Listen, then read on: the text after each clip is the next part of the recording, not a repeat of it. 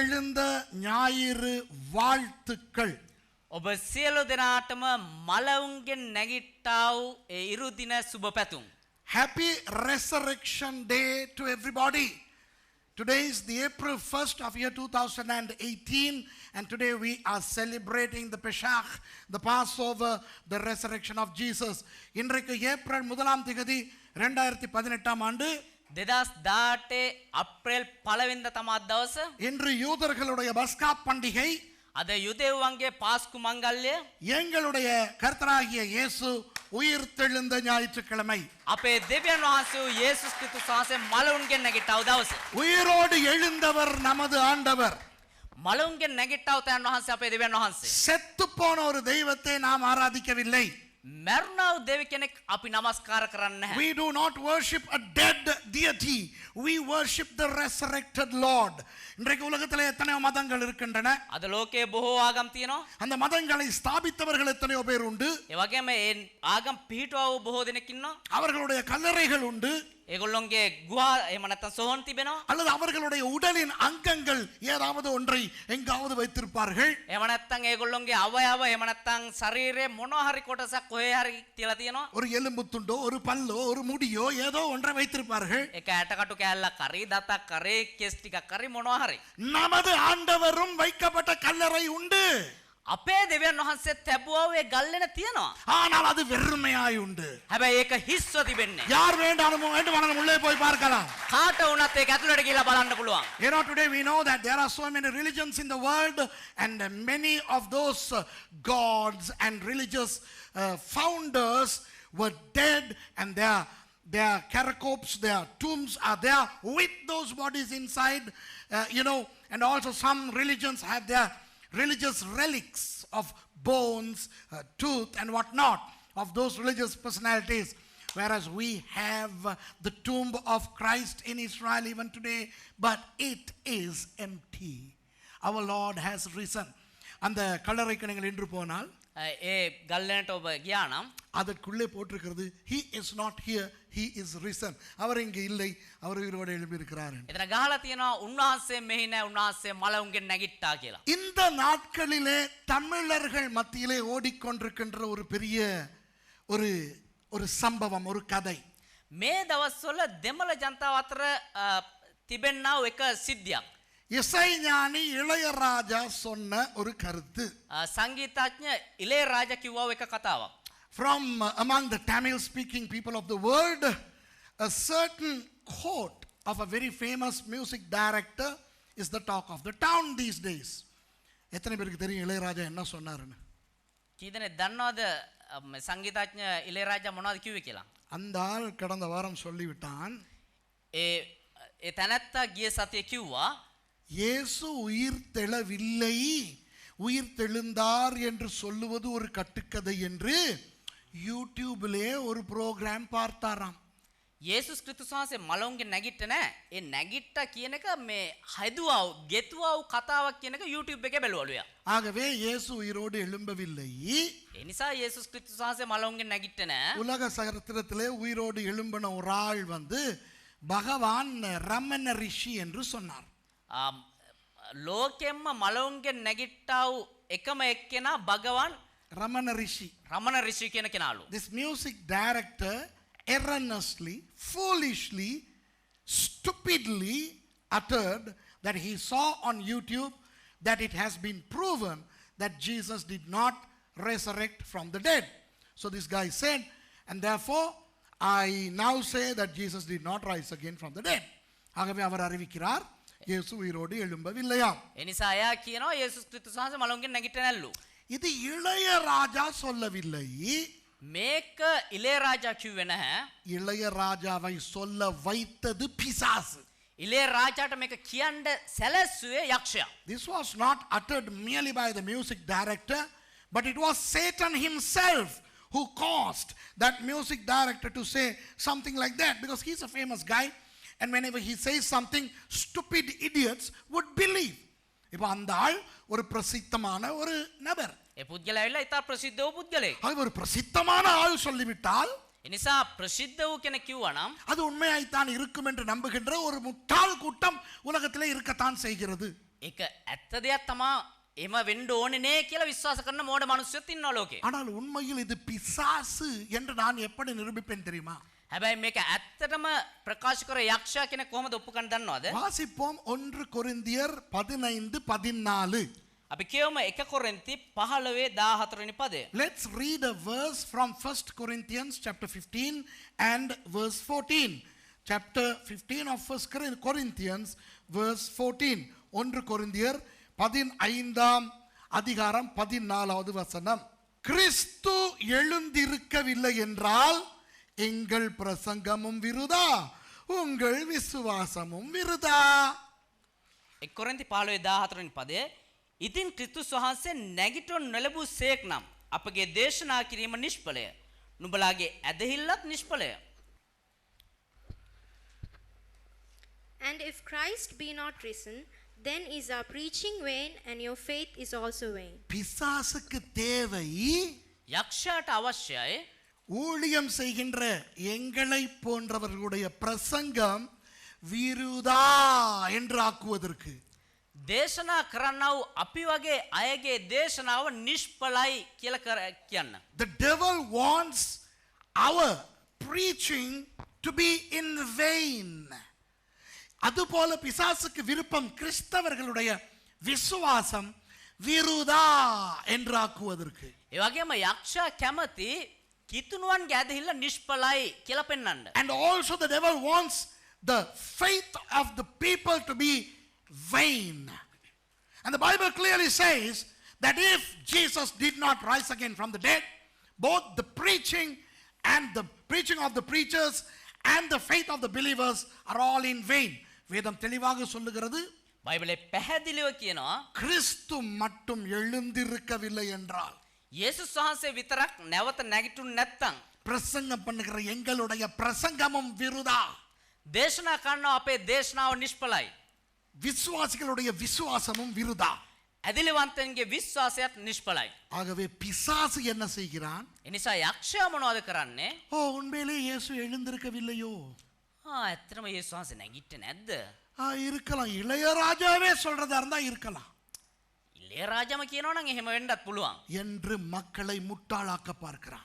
එහෙම මිනිස්සුන්ව මෝඩෙන් කරන්න බලනවා. The devil is trying to fool the people, fool the Christians of their faith that the Lord Jesus rose again from the dead. இப்போ நான் உங்களுக்கு சொல்லுகிறேன், දැන් මම ඔබට කියනවා 2000 வருடங்களுக்கு முன்பு අවුරුදු 2000කට කලින් இன்று போல ஒரு நாளில் අද වගේ එක දවසක நமது ஆண்டவராகிய இயேசு உயிரோடு எழும்பினார். අපේ දෙවියන් වහන්සේ වූ යේසුස් ක්‍රිස්තුස් වහන්සේ මලවුන්ගෙන් නැගිට්ටා. அது சரித்திரத்தின்படி உண்மை. ඒක ඉතිහාස ප්‍රකාරනුත් සැබෑයි. இப்போ நான் உங்களுக்கு சில தர்க்கங்களை உங்களுக்கு கொடுக்க போகிறேன். දැන් මම ඔබට සමහර තර්කයන් දෙන්න යනවා. முதலாவது, இயேசு மயங்கி இருந்தார் என்று ஒரு கருத்து நிலவுகிறது. යේසුස් ක්‍රිස්තුස් වහන්සේ සීමුර්ජා වෙලා හිටියා කියන එක එහෙම නැත්නම් ක්ලාන්ත වෙලා හිටියා කියන එක එක කතාවක්. Now I am going to throw some evidences to prove that Jesus rose again from the dead. Number one, you must be aware, or perhaps you may not be aware, of what the scholars call a swoon theory. Swoon theory is SWOON. Swoon theory. Do you know what swoon is? Swoon is a condition where a human is sort of in a coma, where he is believed to be dead, but he is not really dead, but he is fainted to a very great extent. என்ன நம்புகிறார்கள் என்றால், சில பேர் මොනවද විශ්වාස කරන්නේ සමහර අය? இயேசு உண்மையிலேயே மரிக்கவில்லை, යේසුස් වහන්සේ ඇත්තටම මැරුන්නේ அவர் மயங்கி இருந்தார். ක්ලාන්ත වෙලා හිටියා. எந்த அளவுக்கு அவர் மயங்கி இருந்தார் என்றால், කොච්චර දුරට ක්ලාන්ත වෙලා හිටියද කියනවා නම් அவர் செத்து போய் விட்டார் என்று நம்பும் அளவுக்கு அவர் மயங்கி இருந்தார். එයා මැරිලා ගියා කියන තරමට විශ්වාස කරන තරමට එයා ක්ලාන්ත වෙලා හිටියා. அன்பானவர்களே, உங்களுக்கு நான் வாசிக்க தேவையில்லை, சில வசனங்களை காட்டுகிறேன். කියවන්න අවශ්‍ය නැහැ, සමහර වචන ඔබට පෙන්වන්න. ஆண்டவராகிய இயேசுவின் உடம்பிலே ஒரு துளி கூட இரத்தம் இல்லாத அளவுக்கு அவர் அடி வாங்கினார் என்று இயேசுவின் இரத்தம் என்ற பிரசங்கத்திலே நான் பிரசங்கம் செய்திருக்கிறேன்.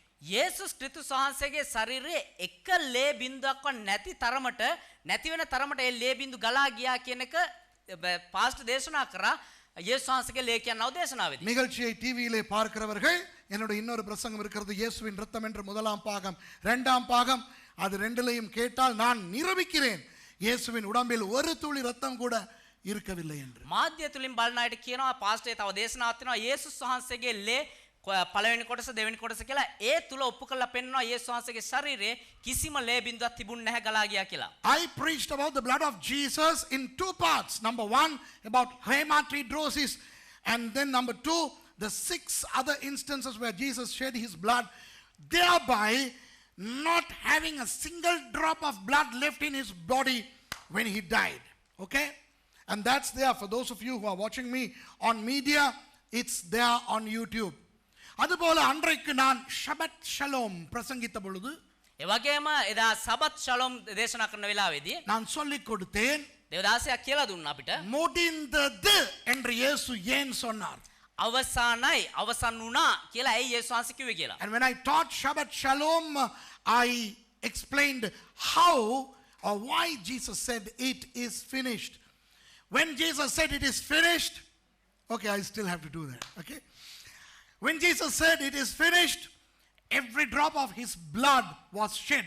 அவர் முடிந்தது என்று சொல்லும் பொழுது அவருடைய உடம்பில் இருக்கிற இரத்தமும் முடிந்து விட்டது.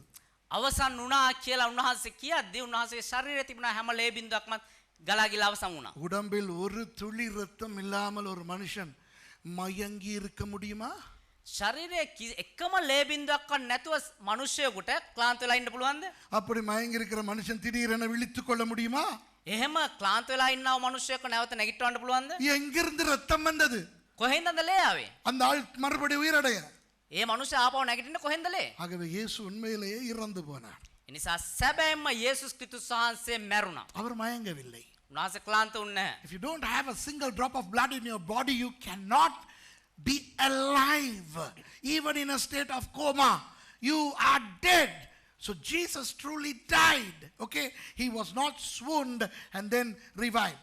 அடுத்தது இயேசுக்கு மரண தண்டனை கொடுத்த ரெண்டு கூட்டத்தை சொல்லவா? ඊළඟට යේසුස් ක්‍රිස්තුස් වහන්සේට මරණ දඬුවම දුන්නා වූ කණ්ඩායම් දෙකක් කියන්නද? ஒன்று யூதர்கள். එක යුදෙව් ජනතාව. யூதர்களுக்கு என்ன தேவைப்பட்டது? යුදෙවන්ට මොනවද අවශ්‍ය වුනේ? இந்த ஆள் சாக வேண்டும். මේ මනුෂ්‍යයා මැරෙන්න ඕනේ. அப்போ இந்த நபரை சிலுவையிலே அறைந்து தொங்க போட்டவுடன் එහෙමනම් මේ මනුෂ්‍යයාව කුරුසේ එල්ලපු ගමන් அந்த யூதர்கள் திருப்தியாய் வீட்டுக்கு போயிருப்பார்களா? ඒ යුදෙව්ව සන්තෝෂයෙන් හැම ගෙදරට ඇයිද? இந்த நபர் செத்து விட்டார் என்று உறுதி ஆகும் வரை அவர்கள் போயிருக்க மாட்டார்கள் அல்லவா? මේ පුද්ගලයා සැබෑයින්ම ඇත්තටම මැරුණා කියන දේ ඔප්පු වෙනකන් ඉඳීද නැද්ද? ஆகவே யூதர்கள் முட்டாள்கள் அல்ல. නිසා යුදෙව්ව මෝඩයෝ නෙවෙයි. இயேசு செத்து விட்டார் என்று தெரிந்த பிறகுதான் அவன் வீட்டுக்கு போனான். යේසුස් ක්‍රිස්තුස් වහන්සේ මැරුණා කියලා ඔප්පුනාට පස්සේ තමයි ඒගොල්ලෝ ගෙවල් වලට ගියේ. The Jews wanted Jesus dead, and they were so aggravated and they were so ferocious. They really wanted Jesus dead. And I'll tell you, the Jews are not stupid. They're brainy people. And do you think that they would have gone home without confirming that Jesus truly died? அடுத்தது ரோமர்கள் சிலுவையில் அறைந்தார்கள் இயேசுவை. ඊළඟට යේසුස් ක්‍රිස්තුස් වහන්සේව කුරුසේ නැගිසුවේ රෝමවරු. இந்த ரோமர்கள் சிலுவையில் அறைகின்ற விஷயத்தை எடுத்துக்கொண்டால் ரோமர்கள் அதிலே ரொம்ப அனுபவசாலிகள். කුරුසේ ඇන ගහන එක සම්බන්ධයෙන් රෝමවරු හොඳ අත්දැකීම් තියෙන පුද්ගලයෝ. அவர்களுக்கு தெரியும் ஒரு மனுஷன் உயிரோடு தொங்கிக் கொண்டிருந்தால் செத்து விட்டால் வித்தியாசம் தெரியும். ඒගොල්ලෝ දන්නවා එක මිනිස්සෙක් කුරුසේ මැරිලා ඉන්නවද එහෙම නැත්නම් ජීවත් වෙනවද කියන එක ඒගොල්ලෝ දන්නවා. The Romans were professionals in crucifying people, and therefore they were expert in identifying if a crucified person is dead or still alive. ரோமர்கள் போர் சேவகர்கள் தான் வருகிறார்கள் உயிரோடு இருக்கும் இந்த 3 பேருடைய கால் எலும்புகளை முறிக்க. යුදෙව් සොල්දාදුව තමයි එවන්නේ මේ කුරුසේ එල්ලා ඉන්න 3 දෙනාගේ දන හිස් කඩන්න. Roman soldiers were coming to break the bones of the legs of those 3 crucified convicts. Okay? வந்தவர்கள் என்ன கண்டார்கள்? ආපු කට්ටිය මොනවද දැක්කේ? 2 கள்வர்கள் உயிரோடு இருக்கிறதை கண்டார்கள். හොරු දෙන්නා ජීවත් වෙන එක දැක්කා. நடுவில் இருக்கிற அந்த இயேசு செத்து விட்டதை கண்டார்கள். හැබැයි මැද ඉන්නව යේසුස් ක්‍රිස්තුස් වහන්සේ මැරිලා ඉන්න එක දැක්කා. அதை உறுதி செய்வதற்கு ஒருவன் ஈட்டியால் அவருடைய விலாவிலே குத்தினான். ඒක ඔප්පු කරගන්න එක්කෙනෙක් හෙල්ලෙන් යන්න. அப்போ அந்த ரோம போர் சேவகர்கள் එහෙමනම් ඒ රෝම සොල්දාදුවෝ இயேசு சாகவில்லை என்றால் යේසුස් වහන්සේ මැරුණ නැත්තම් அவர்களுக்கு தெரிந்திருக்குமா தெரிந்திருக்காதா? ඒගොල්ලෝ ඒක දැනගනීද නැද්ද? அவர் சாகவில்லை என்றால் அவருடைய கால் எலும்புகளை முறித்திருப்பார்களே. ඒගොල්ලෝ මැරුණ නැහැ කියලා උන්වහන්සේගේ දණහිස කඩනවනේ. ஆகவே இயேசு உண்மையாக மரித்து விட்டார் என்று ரோம போர் சேவகர்கள் அறிந்தார்கள். ඒ නිසා රෝම සොල්දාදුවෝ ඇත්තටම යේසුස් ක්‍රිස්තුස් වහන්සේ මැරුණා කියලා ඒගොල්ලෝ ඔප්පු කරගත්තා. Yes, the two thieves were still alive, and that's why they broke the leg bones of those two fellows. But then when they saw Jesus, they saw him already dead.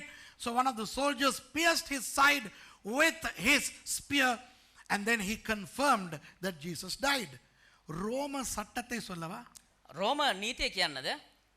ஒருவேளை மரண தண்டனை கைதி சாகாமல் உயிர் தப்பி இருந்தால் මරණ දන්නේ ලැබව කෙනෙක් මැරෙන්නේ නැතුව බැරි වෙලාවත් හිටියා නම් அவருக்கு மரண தண்டனை கொடுத்த அந்த ரோம போர் சேவகர்கள் மரண தண்டனைக்கு உள்ளாவார்கள். ඒගොල්ලන්ට මරණ දඬුවම දුන්නා වූ එහෙම නැත්නම් මරණයට කැප කරා වූ ඒ රෝම සොල්දාදුවෝ ඒගොල්ලෝ මරණ දඬුවම ලබන්න ඕනේ. You know, if the death penalty was not carried out in a proper way, if the executions did not kill the victims, the Roman soldiers who were supposed to kill the victims would be put to death. That's how gruesome the Romans were. So do you think that the Roman soldiers would have been haphazard in the case of Jesus? இப்படி தங்களுடைய உயிருக்கே ஆபத்து வரும் என்று தெரிந்திருந்த அந்த ரோம போர் சேவகர்கள் එහෙමනම් තමුන්ගේ ජීවිතයටම බලපෑමක් එහෙම නැත්නම් මරණ දඬුවමක් ලැබෙනවා කියලා දැනන් හිටපු මේ රෝම සොල්දාදුවෝ அவர்கள் இயேசு ஒழுங்காக செத்து விட்டார் என்று தெரிந்து அவர்கள் போயிருப்பார்களா அல்லது ஷுவர் இல்லாமல் போயிருப்பார்களா? යේසුස් ක්‍රිස්තුස් වහන්සේ ඇත්තටම මැරුණා කියලා ඒගොල්ලෝ ඔප්පු කරගෙන යයිද එහෙම නැත්නම් එහෙම ඔප්පු කරගන්න නැතුව ෂුවර් නැතුව යයිද? ஆகவே உண்மையாகவே இயேசு மரித்து விட்டார். නිසා ඇත්තටම යේසුස් ක්‍රිස්තුස් වහන්සේ මැරුණා. So truly Jesus died. Now the next problem is, did he really rise again from the dead? அவர் உண்மையிலேயே உயிரோடு எழும்பினாரா என்பது அடுத்த பிரச்சனை. උන්වහන්සේ ඇත්තටම මලුන්ගෙන් නැගිට්ටද කියන එක තමයි ඊළඟ ප්‍රශ්නේ. இப்போ அவர் உயிரோடு எழும்பினால் என்ன நடக்க வேண்டும் என்று சொல்லுகிறேன். දැන් උන්වහන්සේ ඇත්තටම මලුන්ගෙන් නැගිට්ටනම් මොනවද වෙන්න ඕනේ කියන කියන්නම්. இப்போ அவர்கள் இன்னும் கொஞ்ச நேரத்தில் சில வசனங்களை வாசிப்போம். තව පොඩ්ඩකින් සමහර වචන අපි කියවමු. We'll read certain verses in a little, but I'll just say certain things now. இப்போ இயேசுவை யாரும் வைக்காத ஒரு கல்லறையிலே வைத்தார்கள். දැන් යේසුස් ක්‍රිස්තුස් වහන්සේව තිබ්බේ කවුරුත් මේ වන්තු තැබුවා නැති එක් ගල් ගුහාවක. அப்போ யூதர்கள் பிலாத்துவிடம் போய் சொன்னார்கள், දැන් ඒතකොට යුදෙව්වරු පිලාත් ගාවට ගිහිල්ලා කිව්වා ஐயா, இந்த இவன் உயிரோடு இருக்கும் பொழுது தான் செத்து போனால் உயிரோடு எழும்புவேன் என்று சொல்லி இருக்கிறான். මහත්තයා මෙයා ජීවත් වෙලා ඉද්දි කිව්වා මෙයා මැරිලා ආපහු නැවත මලවුන්ගෙන් නැගිටිනවා කියලා. ஆகவே ஒருவேளை அவனுடைய சீஷர்கள் அந்த உடம்பை கல்லறையிலிருந்து எடுத்து கொண்டு போய் එහෙමනම් සමහර වෙලාවට යාගේ ගෝලයෝ මෙයාගේ ශරීරයේ මේ ගුහාවෙන් අරගෙන ගිහිල්ලා பார்த்தீர்களா, கல்லறையிலே அவர் இல்லை, அவர் உயிர் தெழும்பி விட்டார் என்று சொல்லுவார்கள். දැක්කද එයාගේ ශරීරයේ ගල් ගුහාවේ නෑ යා මලවුන්ගෙන් නැගිට්ටා කියලා. ஆகவே பிலாத்து ஐயா, தயவு செய்து அந்த கல்லறையை முத்தரிக்க வேண்டும் என்று வேண்டுகிறேன். ඒ නිසා පිලාත් මේක අනිවාර්යෙන් මේ ගල් ගුහාව මුද්‍රා කරන්න ඕනේ කියලා කිව්වා. The Jews approached Pilate and told him that since this Jesus claimed that he would rise again from the dead, the disciples may steal the body and claim that Jesus' tomb is empty. Can you please seal the tomb for us? And Pilate complied. பிலாத்து சரி என்று சொன்னார். පිලාත් එක හරි කියලා කිව්වා. இப்போ உங்களுக்கு சொல்லி தருகிறேன் எப்படி அவர்கள் அந்த கல்லறையை முத்தரித்தார்கள் என்று. දැන් ඔබට කියලා දෙන්නම් කොහොමද ඒගොල්ලෝ ඒ ගල මුද්‍රා කරේ කියලා. I'll explain how Pilate sealed the tomb, okay? அந்த கல்லறையின் வாசல் வேண்டுமானால் சின்னதா இருக்கலாம். ඒ ගල් ගුහාවේ දොරටුව පොඩිවට තියෙන්න පුළුවන්. அந்த கதவை மூடுவதற்கு ஒரு பெரிய வட்டமான கல் உருட்டி வைக்கப்படும். හැබැයි ඒ දොර වහන්න රවුන්ඩ් වූ එක විශාල වූ ගලක් ගෙනාවා. A circular stone is rolled to close the entrance of the tomb. அப்போ என்ன நடக்கும்? இந்த ரோமர்கள் 4 பெரிய ஆணிகளை 4 மூலைகளில் அந்த கல்லுக்கு வெளியே அறைவார்கள். එතකොට ඒ ගල් ඒ රවුන්ඩ් ගල වටේ හතර පැත්තේ ලොකු ඇන හතරක් ඒගොල්ලෝ ගැහුවා. இரும்பு சங்கிலி ஒன்று அந்த மூலையிலிருந்து இந்த மூலை வரையும், இந்த மூலையிலிருந்து இந்த மூலை வரையும் ஒரு எக்ஸ் போல அந்த ஆணிகளில் கொழுவி விடப்படும். විශාල යකඩ දම්වැලක් අරගෙන එක කෙලවරකින් ඉඳන් අනිත් කෙලවරටත් මේ කෙලවරේ ඉඳන් අනිත් කෙලවරටත් ගියා. ඒ කියන්නේ X අකුර හැඩයට එන විදිහට දම්වැල් වලින් ඒගොල්ලෝ මුද්‍රා කරා. 4 huge nails go through the 4 corners of the tomb's entrance, and 2 huge chains in the form of X would be connected to those nails, and the center where the X chain meets will be sealed with wax with Pilate's stamp on it. அந்த சங்கிலிகள் ரெண்டும் அந்த சந்திக்கிற இடம் ඒ දම්වැල් දෙකම එකට එකතු වෙන තැන மெழுகினால் போடப்பட்டு ஊற்றப்பட்டு இட்டி. ඉටි වලින් ඉටි වක් කරලා ඇතෙන්ද அதிலே பிலாத்துவினுடைய முத்திரை பதிக்கப்படும். එතන පිලාත්ගේ මුද්‍රාව ගැහුවා. ஆகவே அதை உடைப்பதென்றால் பிலாத்துவுக்கும் ரோம அதிகாரிகளுக்கும் மட்டுமே முடியும். ඒක එහෙමනම් කඩන්න පුළුවන් පිලාත්වරුන්ටත් රෝම අධිපතින්ටත් විතරයි. Only Pilate and any other superior higher than Pilate would be able to break the seal. அது போக அந்த பக்கம் ஒரு இந்த பக்கம் ஒரு ரோம போர் சேவகன் நிறுத்தப்பட்டான். ඒ වගේම මේ පැත්තේ එක්කෙනෙකුත් එහා පැත්තේ එක්කෙනෙකුත් විදියට රෝම සොල්දාදුව හිටවලා තිබ්බා. 2 Roman soldiers were placed on either side of the tomb so that nobody could enter. இப்போ யோசிச்சு பாருங்க எப்படிப்பட்ட ஒரு கல்லறை என்று. දැන් හිතලා බලන්න කොයි වගේ ගල් ගුහාවක්ද කියලා. எவனாவது கல்லறை பார்க்க போனா கூட யாரடா வருகிறா என்று அந்த ரோம போர் சேவகர்கள் கர்ஜிப்பார்கள். කවුරු හරි එතෙන්ට ආවම කවුද මේ එන්නේ කියලා රෝම සොල්දාදුව ආයි. Even if an onlooker goes, the Roman soldier would yell, "Who is there?" So nobody would sight that place. யாரும் அந்த பக்கம் தலை வைத்து கூட படுத்திருக்க மாட்டார்கள். ඒ නිසා කවුරුත් ඒ පැත්තට ඔළුව හරවලා නිදා ගන්නවත් නැහැ. புரியுதா உங்களுக்கு? තේරෙනවද ඔබට? இப்போ திருப்பிக் கொள்ளுங்கள் மத்தேயு 28ஆம் அதிகாரம். දැන් පෙරලා ගන්න මතෙව් 28 වෙනි පරිච්ඡේදයට. அதிலே என்ன நடந்தது என்று வாசிக்க போகிறோம். එතන මොනවද සිද්ධ වුනේ කියලා අපි කියමු. Let's turn to Matthew chapter 28 and see what transpired on that morning. ஓய்வு நாள் முடிந்து வாரத்தின் முதலாம் நாள் விடிந்து வருகையில் மகதலேனா மரியாளும் மற்ற மரியாளும் கல்லறையை பார்க்க வந்தார்கள். සබත් දවස නිමවෙන්ට ලන්ව සතේ පළවෙනි දවසට එළි වෙන වේලෙහි මග්දලායේ මරියාද අනෙක් මරියාද සොහොන්ගේ බලන්ට ගියෝය. In the end of the Sabbath, as it began to dawn toward the first day of the week, came Mary Magdalene and the other Mary to see the sepulchre. மரியாள் மகதலேனா மரியாளும் மற்ற மரியாளும் வருகிறார்கள். මග්දලානේ මරියත් අනිත් මරියත් එනවා දැන්. ஏன் வருகிறார்கள்? ඇයි එන්නේ? கல்லறையை பார்க்க வருகிறார்கள். ගල් ගුහාව බලන්න එන්නේ. ஏன் கல்லறையை பார்க்க வருகிறார்கள்? ඇයි ගල් ගුහාව බලන්න එන්නේ? ஒரு பெரிய ஒரு குறை நடந்து விட்டது இயேசுவின் அடக்கத்திலே. යේසුස් ක්‍රිස්තුස් වහන්සේ තැන්පත් කරද්දී ලොකු අඩුපාඩුවක් සිද්ධ වුණා. Why do these 2 women come to the tomb of Jesus? Something happened at the burial of Jesus. I'll explain what. சாதாரணமாக யாராவது யூதர்கள் செத்து விட்டால் සාමාන්‍ය විදිහට සාමාන්‍ය යුදෙව්වෙක් කවුරු හරි මැරුණා නම් அவர்களை கல்லறைக்கு கொண்டு போய் එයාව ගල් ගුහාවට අරන් ගිහිල්ලා அந்த உடம்பை கழுவி ඒ ශරීරය හොදලා வாசனை திரவியங்கள் எல்லாம் போட்டு සුවඳ ද්‍රව්‍ය සේරම දාලා 2 சீலை துணிகளால் சுற்றி තුනි රෙදි පටි දෙයක් අරගෙන ඒක ඔතලා அடக்கத்துக்கு அந்த உடம்பை ஆயத்தம் பண்ணுகிற அந்த கடமை பெண்களுக்கு உரியது.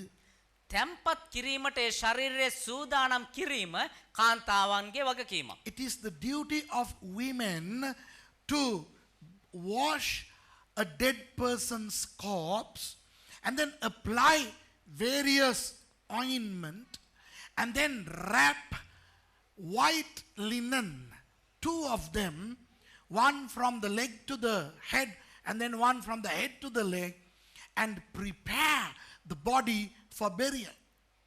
ஆனால் இயேசுவை சிலுவையிலிருந்து இறக்கினதும் හැබැයි යේසුස් ක්‍රිස්තුස් වහන්සේ කුරුසියෙන් බැස්සුවෙත් அவரை අடக்கம் செய்ததும் උන්වහන්සේව තැන්පත් කරෙත් ரெண்டு ஆண்கள். පිරිමි දෙදෙනෙක්. அவர்களை பற்றி இன்னும் கொஞ்ச நேரத்தில் சொல்ல போகிறேன்.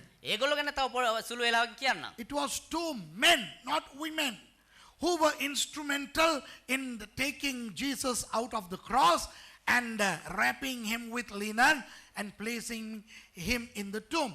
யார் அந்த ரெண்டு பேர்? කවුද ඒ දෙන්නා? அரிமத்தியனாகிய யோசேப்பு, අරමතියේ යෝසප්, நிக்கோதேமு. නිකදේමුස්. The two people were Joseph of Arimathea and Nicodemus. I will explain who those two guys were, okay? அவர்கள் யார் என்று பிறகு நான் உங்களுக்கு சொல்லி தருகிறேன். ඒ දෙන්න කවුද කියන එක පස්සේ කියලා දෙන්නම්. இப்போ பெண்களுக்கு அந்த யூதர்களுக்கு ஒரு நம்பிக்கை இருந்தது. දැන් ඒ කාන්තාවන් වනේ යුදෙව්වන්ට එක විශ්වාසයක් තිබුණා. 3 நாட்களுக்கு பிறகு දවස් 3කට පස්සේ அந்த இறந்து போனவருடைய ஆன்மா பரதீசுக்கு போய்விடும் என்று. ඒ මරණ පුද්ගලයාගේ ආත්මය පාරාදීසයට යනවා They කියලා. had a belief that on the 3rd day of somebody's death, the soul of the deceased would go to paradise. இப்போ இந்த மகதலேனா மரியாளும் மற்ற மரியாளும் ஏன் வருகிறார்கள் தெரியுமா? දැන් ඇයි දන්නවද මේ මග්දලාය මරියත් අනිත් මරියත් එන්නේ? இயேசுவுக்கு பெண்களால் செய்யப்பட வேண்டிய கடமை செய்யப்படவில்லை. යේසුස් වහන්සේ වෙනුවෙන් කාන්තාවන් කළ යුතු ඒ යුතුයකම කරන්න බැරි වුණා. அந்த வாசனை திரவியங்களை போட்டு அடக்கம் பண்ணுவதற்குரிய அந்த பெண்களுக்குரிய கடமை செய்யப்படவில்லை. ඒ සුවන් ද්‍රව්‍ය තැන්පත් කළේ කාන්තාවන් කළ යුතු ඒ යුතුයකම් කරන්න බැරි වුණා. ஆகவே அவர் ஒருவேளை பரதீசுக்கு அவருடைய ஆன்மா போகாதோ, ඒ නිසා අයියෝ උන්වහන්සේගේ ආත්මය සමහරලාට පාරාදීසයට යන්නේ නැති වෙයිද? அதனால் இந்த ரெண்டு பெண்களும் சரி நாங்கள் போய் அவர்களிடத்திலே கெஞ்சி கேட்டு ඒ නිසා අපි ගිහිල්ලා උන්වහන්සේ ඉදිරියේ පොඩ්ඩක් මේ බැගෑපත් වෙලා ஏ ரோமானு சோல்தாதுவான்கிங் பேகாபத்து இல்லலா ரோம போர் சேவர்களிடம் அனுமதி கேட்டு நாங்கள் இந்த வாசனை திரவியங்களை அந்த உடம்பிலே தெளித்து விட்டு போகவா என்று கேட்கத்தான் வந்தார்கள். අපි මේ සුගන්ධ ද්‍රව්‍යයේ ශරීරයේ ගල්වන්නද කියලා බැගෑපත් වෙන්න තමයි ඒ දෙන්න ආවේ. அவர்களுக்கு ஒரு பிரச்சனை உண்டு. ඒගොල්ලන්ට එක ප්‍රශ්නයක් තිබුණා. ஒருவேளை ரோம போர் சேவர்கள் சரி சரி வந்ததை சீக்கிரம் முடித்து விட்டு போங்கள் என்று அனுமதி கொடுத்தாலும் බැරි වෙලාවත් ඒ රෝම සොල්දාදු හරි හරි හරි ආපු දේව ඉක්මනට කළා යන්න කියලා කිව්වනම් ரோம போர் சேவகர்கள் கல்லை உருட்டி கொடுக்க மாட்டார்கள். ரோம போர் சேவகர்கள் யாருக்கும் உதவி செய்ய மாட்டார்கள். ඒ රෝම සොල්දාදු ඇවිල්ලා ඒ ගල තල්ලු කරලා දෙන්නේ මොකද ඒගොල්ලෝ කාටවත් උදව් කරන්නේ නැහැ. ஆகவே இந்த சிஸ்டர்ஸ் ரெண்டு பேரும் பேசிக்கிட்டு போறாங்க. ඒ නිසා මේ සහෝදරයෝ දෙදෙනා කතා කරගෙන යනවා. அப்படியே எங்களுக்கு அனுமதி கிடைச்சாலும் අපිට බැරි වෙලාවත් අනුමැතිය ලැබුණත් கல்லை யாரடி உருட்டுவா, உனக்கும் எனக்கும் முடியுமாடி, நாங்க பொம்பளைங்க. කවුද මේ ගල අපිට තල්ලු කරලා දෙන්න? අපි දෙන්න ගෑනුනේ අපිට පුළුවන් දෙයක් කරන්න. எங்களுக்கு முடிஞ்சதெல்லாம் எங்கட புருஷன்மாருடைய தலைகளை உருட்டுறதுக்கு தான். අපිට පුළුවන් අපේ පිරිමියාගේ ඔළුව ரோல் கராண்ட රෝල් ගන්න විතරයි. உண்மையான கல்ல ரோல் பண்ண எங்களுக்கு முடியாது தானே. டீனியோ பேசிக்கிட்டே போறாங்க. ඇත්තටම මේ ගල අපිට තල්ලු කරන්න බෑනේ කියලා කතා කරගෙන යනවා. So Mary Magdalene and the other Mary were dialoguing with each other saying, if we obtain permission from the Roman soldiers to anoint the body, who would roll the stone for us? இப்படிதான் இவர்கள் போய் கொண்டிருக்கிறார்கள். இப்ப விளங்குதா உங்களுக்கு ஏன் போகிறார்கள் என்று? මෙහෙම තමයි මේගොල්ලෝ කතා කරගෙන ගියේ. දැන් තේරෙනවද ඇයි ඒගොල්ලෝ ගියේ කියලා? ஏனென்றால் இவர்கள் கனவில் கூட நினைக்கவில்லை இயேசு உயிரோடு எழும்புவார் என்று. ඒ කියනවා මේගොල්ලෝ හීනකින්වත් හිතුවේ නැහැ යේසුස් වහන්සේ මලොන්ගෙන් නැගිටලා ඉඳී කියලා. These people never even dreamt that Jesus would rise again from the dead. Okay, now they have gone almost near the tomb. Okay, இதோ இவர்கள் அந்த கல்லறை வரை வந்து விட்டார்கள். දැන් මේගොල්ලෝ ඒ ගල් ගුහාව ළඟටම ඇවිල්ලා. இரண்டாவது வசனம் பாருங்கள். அப்பொழுது பூமி மிகவும் அதிரும்படி கர்த்தருடைய தூதன் வானத்திலிருந்து இறங்கி வந்து දෙවෙනි පදේ එවිට මහත් පොළොව කම්පාවක් විය. මක්නිසා ස්වාමීන් වහන්සේගේ දූතෙක් ස්වර්ගයෙන් බැස ඇවිත් Yeah. And behold, there was a great earthquake, for the angel of the Lord descended from heaven. இங்க பாருங்க, யோசிச்சு பாருங்க, ஒரு பூமி அதிர்ந்ததுன்னா என்ன மாதிரி ஆயிருக்கும்? එකපාරටම හිතලා බලන්න එකපාරටම පොළොව හෙල්ලෙන්න ගත්තොත් මොනවා වෙයිද? ஐயோ அம்மா, අයියෝ imagine all of a sudden an earthquake. யாருக்காவது பூமி அதிர்ச்சி அனுபவம் இருக்கா? யாருக்காவது? කාට හරි තියෙනවද මේ පොළොව කම්පාව පිළිබඳ අත්දැකීම්? எங்க ஜூட் அங்கயா? அபுதாபில பூமி அதிர்ச்சி அனுபவம் ஸ்ரீலங்காவில் உள்ள ஆட்களுக்கு நிறைய பேருக்கு இல்லை. ලංකාවේ ඉන්න බොහෝ දෙනෙකුට මේ පොළොව කම්පා සම්බන්ධ අත්දැකීම් නැහැ. அன்றைக்கு நான் இஸ்ரவேலில் எகிப்தில் எங்கோ இருக்கும்போது முழுக்க எல்லாம் ஆடுது. එක සැරයක් පාස්ටර් ඊජිප්තේ හරි ඊශ්‍රායල් හරි කොහේ හරි ඉද්දි එකපාරටම පොළොව හෙල්ලෙන්න ගත්තා. பூமி அதிரும் போது இந்த பலூன் பெரிய ஒரு பலூன் போல மேல நிக்கிற மாதிரி இருக்கும். පොළොව හෙල්ලෙද්දි නිකන් බැලුන් එකක් උඩ ඉන්නවා වගේ තියෙනවා. உங்களுக்கு பூமி அதிர்ச்சி அனுபவம் வேண்டுமானால் ඔබට පොළොව කම්පාවන් පිළිබඳ අත්දැකීම් අවශ්‍ය නම් ஒரு பெரிய பந்தின் மேலே நிற்க பாருங்கள், அப்போ தெரியும். එක ලොකු බෝලයක් උඩ හිට ගන්න එතකොට තේරෙයි. எப்படி பாஸ்டர் பந்து மேல நிக்கிறது? කොහොමද පාස්ටර් එහෙම ගලක් මේ බෝලයක් උඩ හිට அது ගන්න? உருளும், நாங்க விழுவோம் தானே. ඒක පෙරුණා නම් අපි වැටෙනවනේ. அதுதான் பூமி அதிர்ச்சி. ඒක තමයි පොළොව කම්පාව. பூமி அதிர்ச்சி நடக்கும்போது ஒருத்தர் நேரா நிக்க முடியாது. පොළොව කම්පා සිද්ධියේදී එක්කෙනෙකුට මෙහෙම සීරුවෙන් ඉන්න බෑ. When an earthquake strikes, nobody can stand still. So there was this huge earthquake. ஒரு பெரிய பூமி அதிர்ந்தது. என்னடா இந்த பூமி அதிர்ச்சின்னு பார்த்தா එකපාරටම ලොකු පොළොව කම්පාවක් ආපුවාම මේ මොකද්ද මේ පොළොව හෙල්ලෙන්නේ කියලා බලද්දි ஒரு தேவதூதன் கீழே இறங்கி வர்றான். කියලා එක දේව දූතයෙක් එකපාරටම පොළොවට ආවා. An angel of the Lord comes. Wow. வந்து என்ன செய்றாரு? ඇවිල්ලා මොනවද කරේ? வாசலில் இருந்த கல்லை புரட்டி தள்ளி. ගල අහකට පෙරලා ඒ පිට හිඳ නෑ මං කියපු නැතිව කියන්න එපා. පෙරලා ගල අහකට පෙරලා and came and rolled back the stone. அந்த கல்லுக்கு ஒரு ஷாட் கொடுத்தார். ඒ ගලට එක පහරක් දුන්නා. என்ன நடந்தது? මොනවද සිද්ධ වුනේ? அந்த ஆணிகளால் கட்டப்பட்ட இணைக்கப்பட்ட அந்த சங்கிலி பிட்டாஸ் என்று உடைந்தது. ඒ මේ දම්වැල් වලින් සීල් කරලා තිබ්බව ඒක ගල ටස් ගාලා එක පාටම තල්ලුණා. Imagine how when those humongous chains broke. சும்மா அந்த ரப்பர் பேண்டை உடைக்கிற மாதிரி. යා රබර් බෑන්ඩ් එකක් කන්නවා වගේ. யோசிச்சு பாருங்க, அது தள்ளாங்கன்னு எப்படி ஒரு சத்தம் வந்திருக்குமா இருக்கும் அது உடையும் போது. හිතලා බලන්න එකපාරම දුටාං ගාලා අර එක සද්දයක් එනකොට ඒවා කැඩෙද්දි. நாய் சங்கிலி மாதிரி சங்கிலி இல்ல. මේක ඇවිල්ලා අර බලු දම්වැල වගේ දම්වැලක් නෙමෙයි. This is not like a leash of a dog. You know, the chain is not like a dog leash. This is a huge chain, like the ones that they use to lower and lift the anchor of an ocean liner. ஒரு கப்பலினுடைய நங்கூரத்தை கீழே போட்டு மேலே எடுக்க பெரிய சங்கிலி பயன்படுத்துவார்களே, அந்த மாதிரி அந்த ஒவ்வொரு சங்கிலியும் ஒவ்வொரு பெருசா இருக்கும். අර නැවේ නැංගුරම දාලා ඉහළට ගන්න තිබෙනා වර දම්වැල් තියෙන.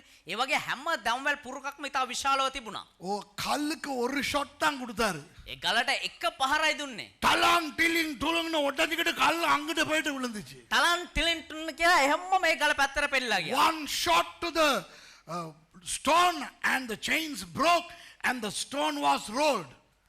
என்ன செஞ்சார் அவரு தூதன்? ඊට පස්සේ දේවදූතයා මොනවද කරේ? அப்படியே வந்து அந்த கல்லுக்கு மேலே ஏறி உட்கார்ந்து அப்படின்னு ஒரு சிரிச்சார். එහෙම ටංගාලේ ගල උඩ ඇවිල්ලා කියලා ඒ ගල උඩ ඉඳගත්තා.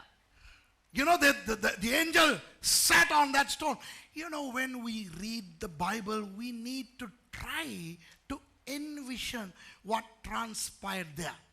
இப்போ வேதத்தை வாசிக்கும் போது දැන් බයිබලයේ කියවද්දී கொஞ்சம் கற்பனை செய்து பார்க்க வேண்டும் எப்படி அந்த இடத்தில் அது நடந்திருக்கும் என்று. පොඩ්ඩක් අපි ඒ කියන්නේ මෙනෙහි කරලා බලන්න ඕනේ. එහෙම නැත්නම් මවා ගන්න ඕනේ ඒ ස්ථානේ කොහොමද මේ දේ සිද්ධ වුනේ කියලා. நிறைய பேர் சொல்லுவாங்க, பாஸ்டர் சுரேஷ் நீங்க பிரசங்கம் பண்ணும்போது நிறைய நடிக்கிறீங்க, செய்து காட்டுறீங்கன்ட்டு. බොහෝ දෙනා කියනවා පා සුරේෂ් ඔයා දේශනා කරද්දී ගොඩාක් දේවල් රංගාපාලා පෙන්වනවා. එහෙම නැත්නම් ඒ දේවල් කරලා පෙන්වනවා කියලා. அதற்கு காரணம் என்னவென்றால் நான் இதை சொல்லும் போதே நான் கற்பனை பண்ணுகிறேன். எனக்கு அந்த இடம் தெரியும், அந்த சங்கிலி சைஸ் தெரியும், அந்த கல் தெரியும். ஆகவே நான் எனக்கு அது கற்பனையில தெரிகிறது எப்படி நடந்திருக்கும் என்று. ඒකට හේතුව මම ඒ තැන දන්නවා, ඒ ගල කොයි වගේද කියලා දන්නවා, ඒ දම්වැල් කොයි වගේ ලොකුයිද කියලා දන්නවා. මම ඒ නිසා ඒව මවාගෙන තමයි මේ කරලා පෙන්නන්නේ. Many people say, hey Suresh, you are so dramatic in expression when you preach, you act it out. Why? I'll tell you why. Because I know the exact location, I know the size of the stone, the size of the chain, I know the scenario, so I can envision what transpired there, and I want you to join me in that. ஆகவே நீங்களும் அந்த மாதிரி கற்பனை பண்ண வேண்டும். ඒ නිසා ඔබත් ඒ වගේ මවා ගන්න ඕනේ.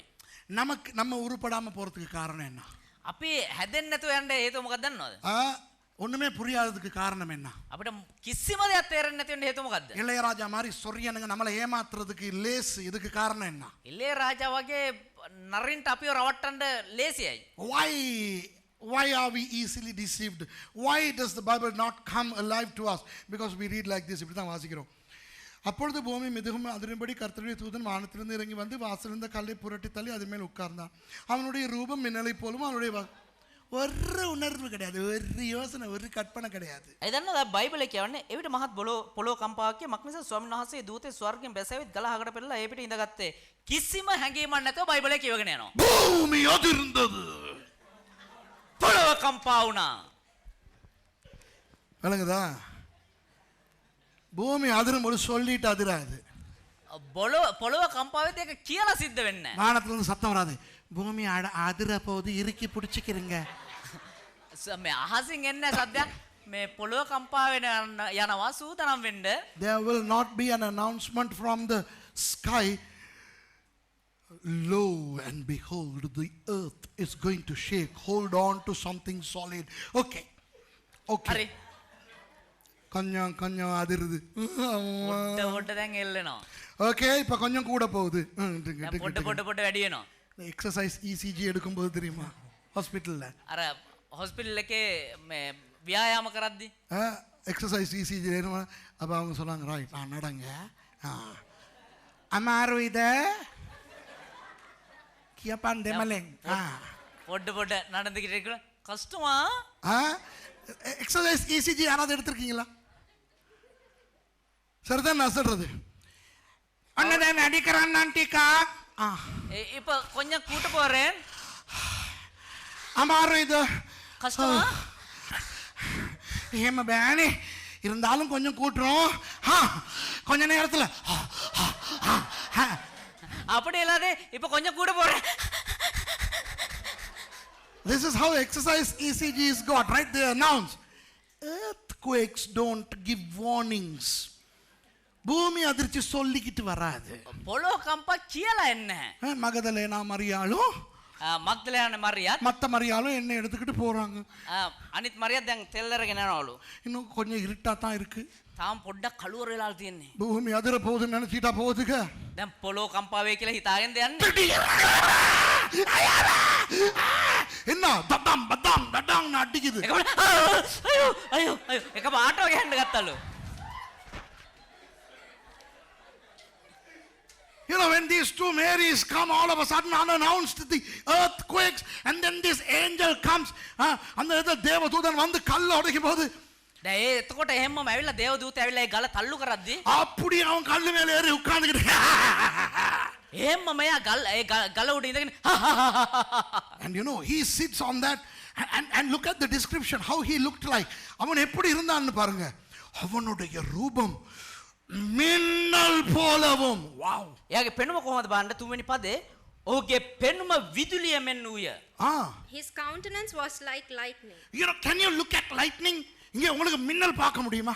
දැන් ඔබට එක විදුලියක් අකුණ බලන්න පුළුවන්ද? எங்கயாவது தூர மின்னல் அடிக்கும்போது அப்படி கோடு மாதிரி வரும் பார்த்திருக்கீங்களா? කොහේ හරි දුර එකපාරටම විදුලි කොටද්දී අර මෙහෙම එකපාරටම යනවා. அப்ப இப்ப எல்லாம் என்ன தெரியுமா? அந்த காலத்துல ඒ දවස්වල மின்னல் அடிக்கும் பொழுதே அம்மா அவங்க சொல்லி கொடுத்துருவாங்க, විදුලිය කොටද්දී අම්මා කියලා දෙනවා அர்ச்சுனா அர்ச்சுனா சொல்லுன்ட்டு.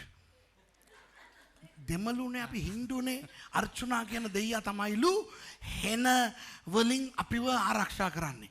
ඉතින් අර මේ ආලෝකේ ඒ මොකක්ද ඒකට කියන්නේ සිංහලෙන්? විදුලි කොටන එක දැක්ක ගමන් අපි ඒ දෙයියාගේ නම අර්චුනා අර්චුනා අර්චුනා කියන්න ඕනේ. அதாவது அந்த மின்னல் வந்த உடனேயே அந்த காலத்தில் நாங்கள் அர்ச்சுனா அர்ச்சுனா அர்ச்சுனா என்று சொல்ல வேண்டும். When we were Hindus, there is a God who controls thunder and lightning. So as soon as we see a lightning, we chant the name of that God. Archana, Archana, Archana. இந்த காலத்துல என்ன தெரியுமா நடக்குது? මේ දවස්වල මොනවද දන්නවද සිද්ධ වෙන්නේ? திடீர்னு மின்னல் அடிச்ச உடனே එකපාරටම විදුලිය කොටද්දී மொபைல் ஃபோன் ஆஃப் பண்ணு, மொபைல் ஃபோன் ஆஃப் பண்ணு, மொபைல் ஃபோன் ஆஃப் பண்ணு. ෆෝන් එක ඔෆ් කරන්න, ෆෝන් එක ඔෆ් කරන්න, ෆෝன் එක ඔෆ් කරන්න. Nowadays when lightning strikes, switch off the mobile, switch off the mobile. Hey, phone வை, phone வை. ෆෝන් එක දියම, ෆෝன் එක දියම. இடிக்குது. சரிதானே?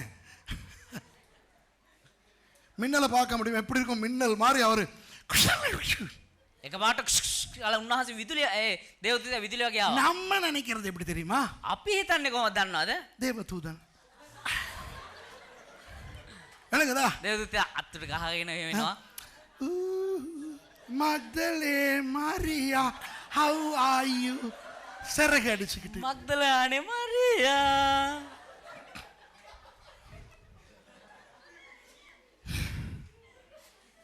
அவனுடைய வஸ்திரம் உறைந்த மழையை போல வெண்மையாகவும் இருந்தது. ඕගේ වස්ත්‍ර හිමෙන් සිදුව තිබුණේය. and his raiment white as snow. He was like absolutely pure white like snow. அப்படி வெள்ளை பனிக்கட்டி மாதிரி ஆள். ඒ කියන්නේ සුදු හිම වගේ සුදුවට තිබ්බා. காவலாளர் அவனுக்கு பயந்ததினால் திடுக்கிட்டு செத்தவர்கள் போனார்கள். රැකවල් ඔහුට බයින් වෙවුලා මලවුන්සේ ඌහ. And for fear of him the keepers did shake and became as dead men. இப்போ நான் முதல்ல சொன்னேன் தானே ரோம காவலர்கள் இருந்தார்கள் என்று சொன்னேன் அல்லவா? දැන් කලින් කිව්වන් රෝම සොල්දාදුවෝ හිටියා එතන කියලා. பார்த்தீர்களா வசனத்தில் சொல்லி இருக்கிறது? දැන් දැක්කද වචනේ තුලම කියනවා? Didn't I tell you that the Roman soldiers were there? The Bible attests to the fact that there were indeed Roman soldiers. Okay?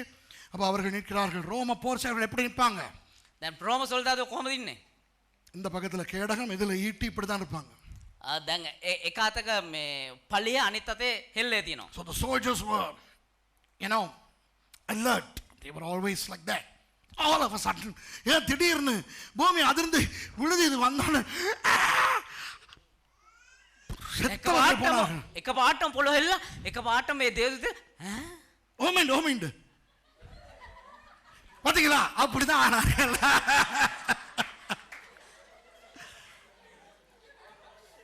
ரோம போர் சேவர்கள் රෝම සොල්දාදුවෝ போல ஆனார்கள். මැරුණ අය වගේ වුණා. தூதன் அந்த ஸ்திரீகளை நோக்கி என்ன சொல்றாருன்னு பாருங்க. 5வது வசனம். தூதன் அந்த ஸ்திரீகளை நோக்கி පස්වෙනි පදය දූතයා ඒ ස්ත්‍රියට කතා කරමින් And the angels answered and said unto the women, பயப்படாதிருங்கள். බය වෙන්න එපා. Fear not ye. Fear not. பொம்பளை தேவதூதன் வந்திருந்தா அப்படிதானே. Remain standing. விளங்குதா? ஐயோ பயப்படாதீங்க. ගෑනු දේවදූතේ කවුද වුණා? බය වෙන්න එපානේ. ඒ ඥාන දේවදූතයා නෙවෙයි අර දෙකටම අතර ඉන්න එක. விளங்குதா? இதுக்கெல்லாமா பயப்படுறது? சீ நாட்டி. தேவதூதன் சந்தோஷப்பட்டார். දේවදූතයා සන්තෝෂ වුණා. அவர் சொல்ல போகிற செய்தியை குறித்து அவருக்கு சந்தோஷம். ඒ කියන්න යන පණිවිඩය ගැන දේවදූතයාට සන්තෝෂයි. The angel was happy regarding what he is going to utter. He's so excited about the message that he was going to deliver unto the women. He says, fear not. பயப்படாதீங்கடி. බය වෙන්න එපා. பயப்படாதீங்க. ஏன்னா இவங்க பயந்துட்டாளுங்க. ඒගොල්ලෝ බය වෙලා බලන් ඉන්නේ නිසා කිව්වා බය වෙන්න එපා. இந்த காலத்துல இருக்கிற சில பேரா இருந்தா දැන් මේ දවස්වල මේ කාලේ ඉන්න කවුරු කෙනෙක් හිටියා නම් ஏஞ்சல் டிவி மாதிரி ஆக்கள் මේ ඒන්ජල් ටීවී එකේ වගේ කට්ටිය ஒரு ஹலோ நீ கேப்ரியல் இல்ல இரு மிகாவில் இரு let me guess Uriel guess කරනවා කවුද පොඩින් මං ගෙස් කරගන්න ගාබ්‍රියල්ද නෑ මිකාල් නේද මං ගෙස් කරගන්න පොඩින් ඉන්න හායි ඔය වගේ තියෙයි. You know there are some hyper spiritual guys today who have angelic encounters. இப்ப புதுசா ஒருத்தர் ஆடிக்கிட்டு திரிறாரு. දැන් එක්කෙනා කලුතෙන් නටනවා. அந்த தேவதூதனை கட்டளை கொடுக்கிறார். தேவதூதன் நீ வா இவர்களை தொடு. இந்த தேவதூதன் வந்து புடுங்கு வை அப்படினுக்கிட்டு இருக்காரு.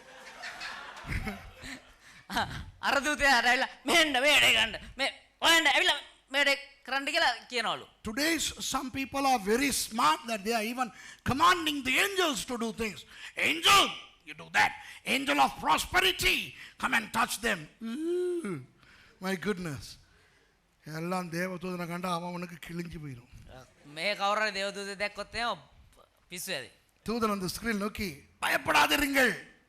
சிலுவையில் அறையப்பட்ட இயேசுவை தேடுகிறீர்கள் என்று அறிவேன்.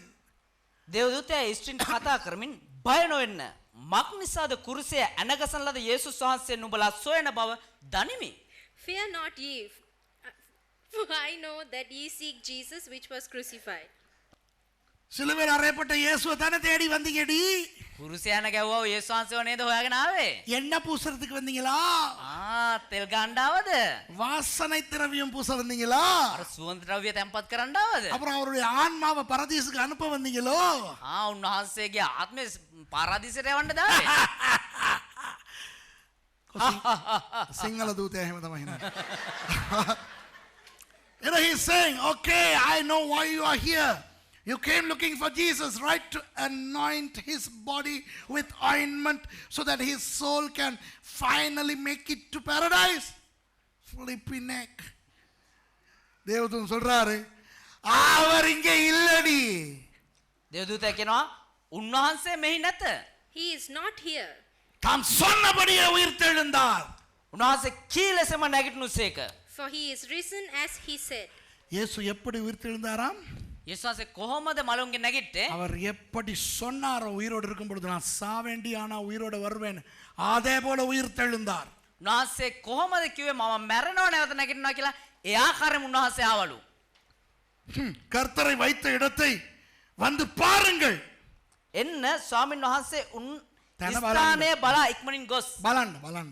Come see the place where the Lord lay. வழங்குதா? கவனிங்க. හොඳට අවධානය දෙන්න. இயேசு எப்போ உயிர்த்தெழுந்தார் என்ற ஒரு பயங்கர ரகசியத்தை நான் உங்களுக்கு சொல்லிக் கொடுக்க போகிறேன். යේසුස් ක්‍රිස්තුස් වහන්සේ කොයි වෙලාවෙද මලුන්ගේ නැගිට්ට කියනවා ඉතා ගැඹුරු රහසක් මම ඔබට කියා දෙන්න යනවා. I am going to unveil the time that Jesus rose again from the dead, and I'm going to explain the secret meaning of that. Okay? அதற்கு முதல் ஒரு கேள்வி. ඊට කලින් එක ප්‍රශ්නයක්. இந்த தூதன் வந்து கல்லை உடைத்து, சங்கிலிகளை உடைத்து கல்லை புரட்டினது මේ දේව දූතයා ඇවිල්ලා ඒ දම්වැල් කඩලා ඒ ගල තල්ලු කරපු එක இயேசு வெளியே வருவதற்கா? එහෙම කරේ යේසුස් වහන්සේ එළියට එන්නද? இல்லை. නැහැ. ஏன்? ඇයි?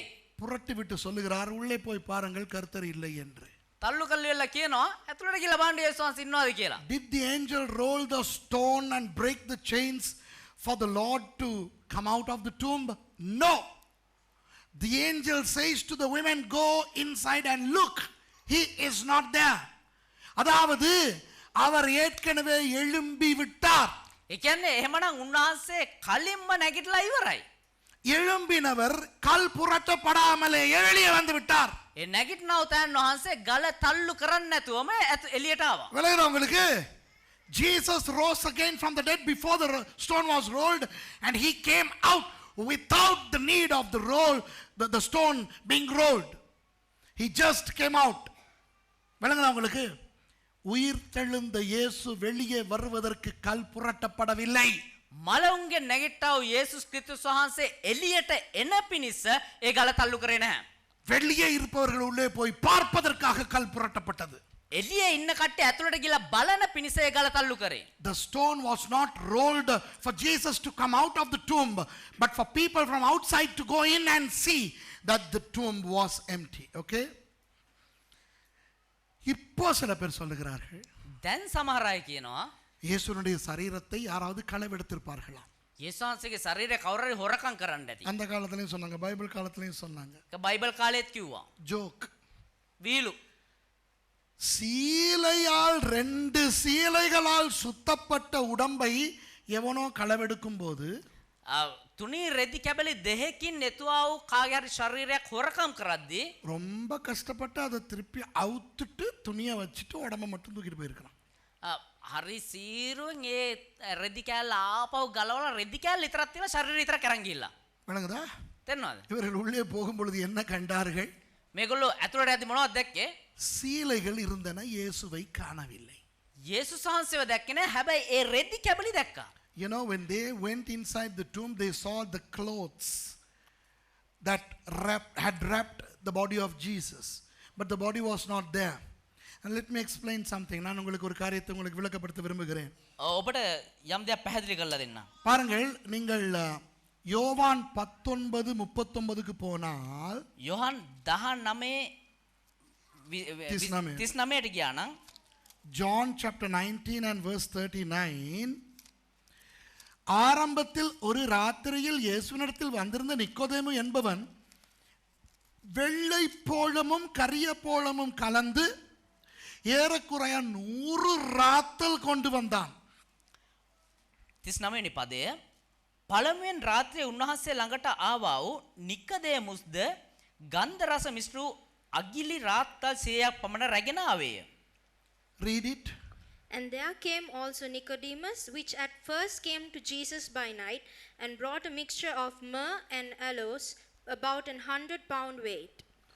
இப்போ வெள்ளை போளமும் கரிய போளமும் ඒ කියන්නේ සුදුවටත් ඒ වගේම අඟුරු වගේ.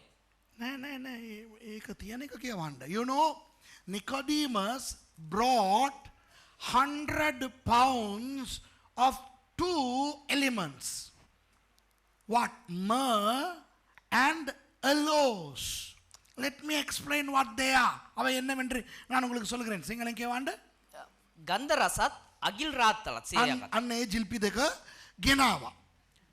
100 ராத்தல். රාත්තල් 100ක්. அப்படின்னா கிட்டத்தட்ட 50 கிலோ. ඒ කියන්නේ දල වශයෙන් කිලෝ 50ක්.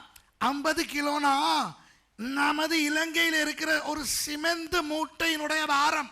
ඒ කියන්නේ කිලෝ 50ක් කියන්නේ අපේ ලංකාවේ තියෙන සිමෙන්ති මුට්ටය ප්‍රමාණය. நம்முடைய ஆட்கள் இதெல்லாம் வாசிக்கும் போது கணக்கே எடுக்கிறது இல்லை. අපේ මිනිස්සු මේවා කියවදී ගණන් ගන්න නැහැ ඒ තරම්. நிக்கோதேமு வெள்ளை போலமும் கரிய போலமும் கலந்து ஏறக்குறைய 100 ராத்தல் கொண்டு வந்தான். சும்மா அப்படி ஒரு சின்ன குப்பி ஒன்று கொண்டு அந்த மாதிரி. පළමු රාත්‍රියේ උන්වහන්සේ ළඟට ආව නිකදොස් ගන්ධ රස මිශ්‍ර අගිල් රාත්තල් 100ක් රැගෙන ආවේ නිකන් හරියට මේ shopping bag එකක දාගෙන මොනවා හරි අරගෙන ආවා වගේ. இல்லை ஷாப்பிங் பேக் கூட இல்லை, ஒரு சின்ன அந்த எண்ணெய் குப்பி. எங்க குப்பி இருக்கா? எனி குப்பீஸ் ப்ளீஸ்? விளங்குதா உங்களுக்கு? அந்த சின்ன குப்பியில் அப்படின்னு தெளிக்கிறது. ஹலோ 100 ராத்தல். අර පොඩි කුප්පියක මොනවා හරි අරන් ඉහන්න අරන් එනවා වගේ. රාත්තල් 100ක්. 100 ராத்தல்னா கிட்டத்தட்ட 50 கிலோ. රාත්තල් 100ක් කියන්නේ දල වශයෙන් කිලෝ 50ක්. 100 pounds means in Sri Lanka we have the cement bags which are 50 kilos. Okay? Not in other countries, but in Sri Lanka, because over there in the western countries each bag is about 25 kilos, whereas the bag in Sri Lanka is 50 kilos. எத்தனை பேர் சிமெந்தி மூட்டை தூக்கி இருக்கீங்க? கை தூக்குங்க. කී දෙනෙක් සිමෙන්ති මොට්ට කරගහලා තියනවද? අත උස්සන්. தம்பி எழுமுங்க தம்பி. நீ உன் பேர் என்ன? இவன் பேர் என்ன? ජොන්. ஜான், இங்கே கொஞ்சம் வாமா. அங்கேருந்து இங்கே வரைக்கும் ஒரு சிமெந்தி மூட்டை தூக்கிக்கிட்டு வர மாதிரி நடிச்சு காட்டு தம்பி. ஒரு சிமெந்தியை எப்படி தம்பி இப்படி தூக்கிட்டு போவீங்களா? Do you carry a cement bag? எப்படி தூக்கிட்டு போவீங்க? அப்போ எப்படி எப்படி செஞ்சு காட்டுங்க. எல்லாம் பாருங்க. ஆமா ஆமா இங்கே வரைக்கும் வா. இப்போ இறக்கு சிமெந்தி மூட்டை. මේ විදිහට තමයි සිමෙන්ති මුට්ටයක් හරිය අමාරුවෙන් අරන් ඉන්නේ. ஹலோ நல்லா கவனிங்க. நிக்கோதேமு என்பவன் ஒரு ஆண். නිකදේමුස් කියන්නේ එක පිරිමි කෙනෙක්. டைசன் வா. ஒரு பெரிய ஒரு மனுஷன். இந்த ஆள் மாதிரி இருப்பான். வா. இல்ல சீரியஸ். இங்க வாங்க. நல்லா கவனிங்க. இங்க வாங்க. என்ன தெரியுமா பிரச்சனை? நமக்கு பிரச்சனை මොකක්ද දන්නවද අපිට තියෙන ප්‍රශ්නේ? வேதத்தை வாசிக்கிற நாம் சில நேரம் சில விஷயங்களை புரிந்து கொள்வதில்லை. බයිබලේ කියවන අපි සමහර වෙලාවට සමහර දේවල් තේරුම් ගන්න නැහැ. When we read the Bible, we don't sit back and think. That's why I am dramatizing this. அதனால் தான் இதை நான் நடித்து காட்ட விரும்புகிறேன். ඒ නිසා තමයි මේවා රංගපාලා පෙන්වන්න කැමති වෙන්නේ. யோசிக்காத. ஒன்றும் உனக்கு பொண்ணு பார்க்க போகிறதில்ல, உன்னை விருத்த சேதனம் பண்ண போகிறதில்ல. கவலைப்படாது. நிக்கோதேமு இந்த மாதிரி இருப்பார். නිකදේමුස් මේ වගේ ඉඳී. இப்போ நீங்கள் சிமெந்தி மூட்டை தூக்கியிருக்கீங்க தானே? இப்போ நிக்கோதேமு இயேசுவினுடைய சரீரத்தை அடக்கம் பண்ண வெள்ளை போளத்தையும் கரிய போளத்தையும் எப்படி தூக்கி கொண்டு வந்திருப்பார் என்று காட்ட விரும்புகிறேன். දැන් යේසුස් ක්‍රිස්තුස් වහන්සේ බලන්න නිකදේමුස් ඒ ගන්ධ රසත් අගිලුත් කොහොමද උස්සන් ආවේ කියලා රංගපාලා පෙන්වන්න කැමතියි. I am going to make Dyson act and show how Nicodemus, who would have been the same size of Dyson, by the way, he's not Mike Tyson, he's Dyson. Okay? How Nicodemus could have brought the myrrh and the aloes, which were nearly 50 kilos. இப்போ இங்கே இருந்து சிமெந்தி மூட்டையை தூக்கிக்கிட்டு உங்கள் இடத்துக்கு வரைக்கும் போய் இறக்கி வச்சுட்டு உட்கார போறீங்க. Look okay. දැන් මෙයා මෙතන ඉඳන් සිමෙන්ති මුට්ටිය කර ගහගෙන එයා හිටපු තැනට ගිහිල්ලා ඉඳ ගන්න යනවා. நிக்கோதேமு இந்த இடத்துல இருந்து அந்த வெள்ளை போலத்தையும் கரிய போலத்தையும் தூக்கி கொண்டு அந்த இடம் வரை கல்லறை வரை கொண்டு போய் இறக்கி வைக்க போகிறார். දැන් නිකදේමුස් ඒ අකිලුත් ගන්ධ රසත් මෙහෙම කරේ තියාගෙන උස්සන් ගිහිල්ලි වෙලා ඒ ගල්ලෙන ගාව බාන්න යන්නේ. இந்த போறார் நிக்கோதேமு. அவசரப்படாது, இறக்கி வைக்கலே, அது அப்படியே மறைஞ்சு போயிருதா பரலோகத்துக்கு? இல்ல, கொஞ்சம் இருங்க. ஏன் சொல்லுகிறேன் என்று கேளுங்க. ඇයි කියලා දෙන්න කියලා තේරුම් ගන්න. இன்னொரு வசனத்தை பார்ப்போமா? තව එක වචනයක් බලමු. 40வது வசனம். 40 වෙනි පදය. அவர்கள் இயேசுவின் சரீரத்தை எடுத்து யூதர்கள் அடக்கம் பண்ணும் முறைமையின்படியே அதை சுகந்த வர்க்கங்களுடனே சீலைகளில் சுற்றி கட்டினார்கள். ඔහු යේසුස් වහන්සේගේ ශරීරය රැගෙන යුදෙවරුන් තැන්පත් කරන සිරිත ලෙස සුවඳ බඩු සමග සීන් 100 වලින් ඒ වෙලූහ.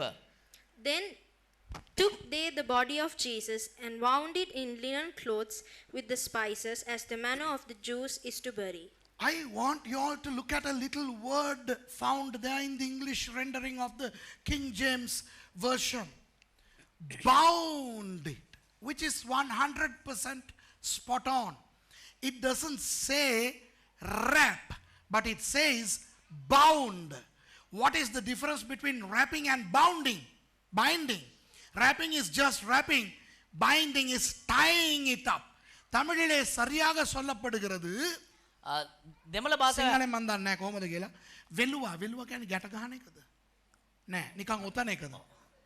සිංහල එක උතන වැරදි. මොකද පැහැදිලිව ග්‍රීක් එකේ කියලා තියෙන්නේ මොකද්ද දන්නවද? தமிழ்ல சரியா சொல்லி இருக்குது. சீலைகளில் சுற்றி கட்டினார்கள். bound, කට්ටිනාර්ගල්. වෙලූහ කියන එක මම හිතන්නේ ඔතනවා හා සමානයිද? නිකන් ගැට ගහනවා වගේ. ඔව්, ග්‍රීක් වලින් කියලා තියෙන්නේ ඒ රෙදි දෙකකින් යේසුස් වහන්සේගේ ශරීරය ගැට ගහනවා. නිකන් ඔතනවා නෙවෙයි, ගැට ගහනවා. இப்போ என்ன நடக்கிறது என்றால், இந்த வெள்ளை போலம் கரிய போலம் இருக்கிறதே, දැන් මොනවාද සිද්ධ වෙන්නේ? මේ අගිලුත් ගන්ධ රසත් තියනව නේද? அந்த 100 ராத்தல் என்றால் 50 கிலோ இல்லையா? කියන්නේ රාත්තල් 100ක් කියන්නේ කිලෝ 50ක් විතර. அதுல எடுத்து அப்படியே இயேசுவின் உடம்பிலே அப்புவார்கள். ඒක එහෙම මැරගෙන යේසුස් වහන්සේගේ ශරීරය එහෙම ආලේප කරනවා. அந்த ரெண்டையும் கலந்தால் கொல கொலன்னு ஒரு பசை மாதிரி வரும். ඒ දෙක අර මොකක්ද ඒ ජිල්පි දෙක? ගන්ධ රස අගිලි. අගිල. ඒ දෙක මිශ්‍ර කරපුවාම නිකන් පාප වගේ ද්‍රව්‍යයක් එනවා. You know, when you mix the myrrh and the aloe vera, you know, the gel like. So this is not aloe vera, but I'm just telling you. So when you mix myrrh and the aloes, the property which comes is like a paste, a liquid paste. ஒரு பசை மாதிரி வரும். ඒක නිකන් පාපයක් වගේ එනවා. அதை அப்படியே அந்த உடம்பிலே பூசி ඒක හැම උන්වහන්සේ ශරීරය මෙහෙම ගාලා முதல் துணியை சுற்றுவார்கள். පළවෙනි රෙදි පටිය වෙලනවා. தலையிலிருந்து கால் வரை. හිසේ ඉඳලා කකුල් දෙක වෙනකම්. மறுபடி இந்த பசையை அப்படியே அப்பி விட்டு නැවත වතාවක් අර පාපේ හැම ගාලා இரண்டாவது துணியை காலிலிருந்து தலை வரை சுற்றுவார்கள். දෙවෙනි රෙදි පටිය පාදයේ ඉඳලා හිස දක්වා හැම වෙලනවා. First they apply that paste like substance onto the bare body, and then they would wrap with one cloth from the head to the toe, and then they apply another layer of that paste. With the second cloth they would wrap from the foot all the way to the head, and then finally they would do the final application of that paste before laying the body at rest.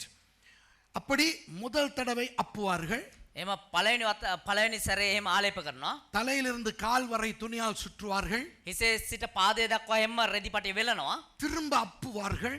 නැවත ආලේප කරනවා. இரண்டாவது துணியில் கால் முதல் தலை வரை சுற்றுவார்கள். දෙවන රදිපටි අරගෙන පාදයේ ඉඳලා හිස දක්වා හැම වෙලනවා. அப்புறம் அந்த கடைசி கொஞ்சம் அந்த பசையை அப்படியே சுற்றி விட்டு உடம்பை அப்படி வைப்பார்கள். ඊට පස්සේ අවසානට ඉතුරු වෙන ඒ පාපය අරගෙන හැම ශරීරයේ ඒ උඩ ආලේප කරලා හැම ශරීරය තියෙනවා. என்ன நடக்கும் தெரியுமா? මොනවද සිද්ධ වුනේ දන්නවද? அப்படியே இறுகி போகும். එහෙමම තද වෙනවා. It will just dry and it will be like அந்த கை உடைஞ்சா டாக்டர்ஸ் போட்ட பிறகு அப்புறம் வெட்டி எடுக்க வேண்டி வருமே, பிளாஸ்டர் போடுவாங்களே, அந்த மாதிரி ஆகிவிடும். අර අත් එහෙම කැඩුණා පස්සේ අර ඉස්පිතාලෙන් දාන්නේ ඒක බදාමයක් ඒක අර ගල් වෙන්නේ ඊට පස්සේ කපලා ගන්න අන්න ඒ වගේ සිද්ධ වෙනවා. ஒருவேளை இயேசு மயங்கி இருந்தாலும் அந்த நேரத்தில் செத்து போயிருப்பார். බැරි වෙලා තේසාංශ කලන්තැල්ලේට නම් ඒක නිසා මැරලා යයි. If by chance Jesus was alive, he would have died when they wrapped him like that. Okay? இப்ப கல்லே வாரானா களவெடுக்க. දැන් මේ හොරකම් කරන්න ආවලු. ශරීරය හොරකම් කරා. ஏதோ ஒரு காரணத்துக்காக களவெடுக்க வர்றான்னு வைங்களே. දැන් මොනවා හරි හේතුවක් උඩ මේගොල්ලෝ ආව කියන්නෝ. அந்த கல்லறையில் உட்கார்ந்து உளி எல்லாம் போட்டு அடிச்சு உடைச்சி இதெல்லாம் கலட்டி உடம்ப கொண்டு போனா. දැන් මොනවා හරි හේතුවකින් මේ ශරීරය හොරකම් කරනවා නම් එතකොට අර මේ උලක් දාලු වෙලා අර සේරම කඩලා බදාම අයින් කරලා වෙලා ශරීරය විතර කරන් යනවා.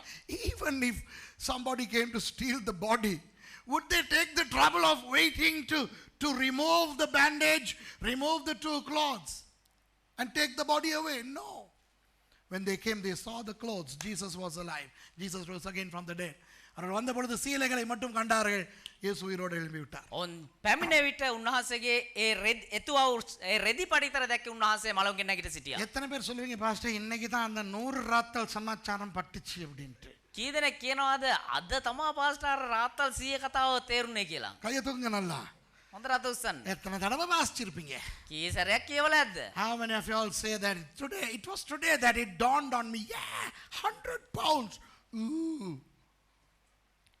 See, we read it. நாங்க வாசிக்கிறோம். අපි කියවනවා. 100 ராத்தல வாசிக்கும் போது අප රාත්තල් 100 ගැන කියවද්දී யோசிக்கிறது கூட இல்ல. හිතන්නේවත් නැහැ ගැන. விளங்குதா? இப்ப விளங்குதா எப்படி தூக்கிட்டு வந்திருப்பாரு நிக்கோதேமோன்ட்டு. දැන් තේරෙනවා කොහොම උස්සන් එන්න ඇද්ද කියලා අමාරුවෙන්. Imagine how heavy the perfumes would have been. So that's how Jesus was buried. Okay? அப்போ இயேசு உயிரோடு எழுந்து விட்டார். යේසුස් ක්‍රිස්තුස් වහන්සේ මලුන්ගෙන් නැගිට්ටා. இப்போ உங்களுக்கு நான் ஒரு ரகசியத்தை சொல்ல போகிறேன். දැන් ඔබට එක රහසක් කියලා දෙන්න යනවා. இவர்கள் வந்த நேரம் என்ன நேரம்? මේගොල්ලෝ ආපු වෙලාව කොයි වෙලාවද?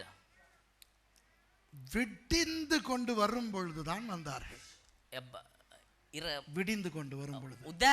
උදේ පාන්දරම තමයි මේගොල්ලෝ ආවේ. இயேசு எப்பொழுது உயிர் நீத்தார்? යේසුස් වහන්සේ කොයි වෙලාවෙද මලුන්ගෙන් නැගිට්ටේ? மருணே. When did Jesus die? Friday at 3 p.m. வெள்ளிக்கிழமை மாலை 3 மணிக்கு. සිකුරාදා සවස 3ට. எப்படி சொல்ல முடியும்? කොහොමද කියන්න පුළුවන්? வேதம் தெளிவாக சொல்லுகிறது. බයිබලයේ පැහැදිලිව කියනවා பஸ்கா ஆடாக இயேசு மரித்தாராம். පාස්කු බැටළුවා ලෙස යේසුස් වහන්සේ මරුණා කියලා. The Bible clearly states that Jesus died as the Pesach lamb or the Passover lamb. They killed the Passover lamb around 3 o'clock on Friday. வெள்ளிக்கிழமை மாலை 3 மணிக்கு தான் பஸ்கா ஆடு கொல்லப்படும்.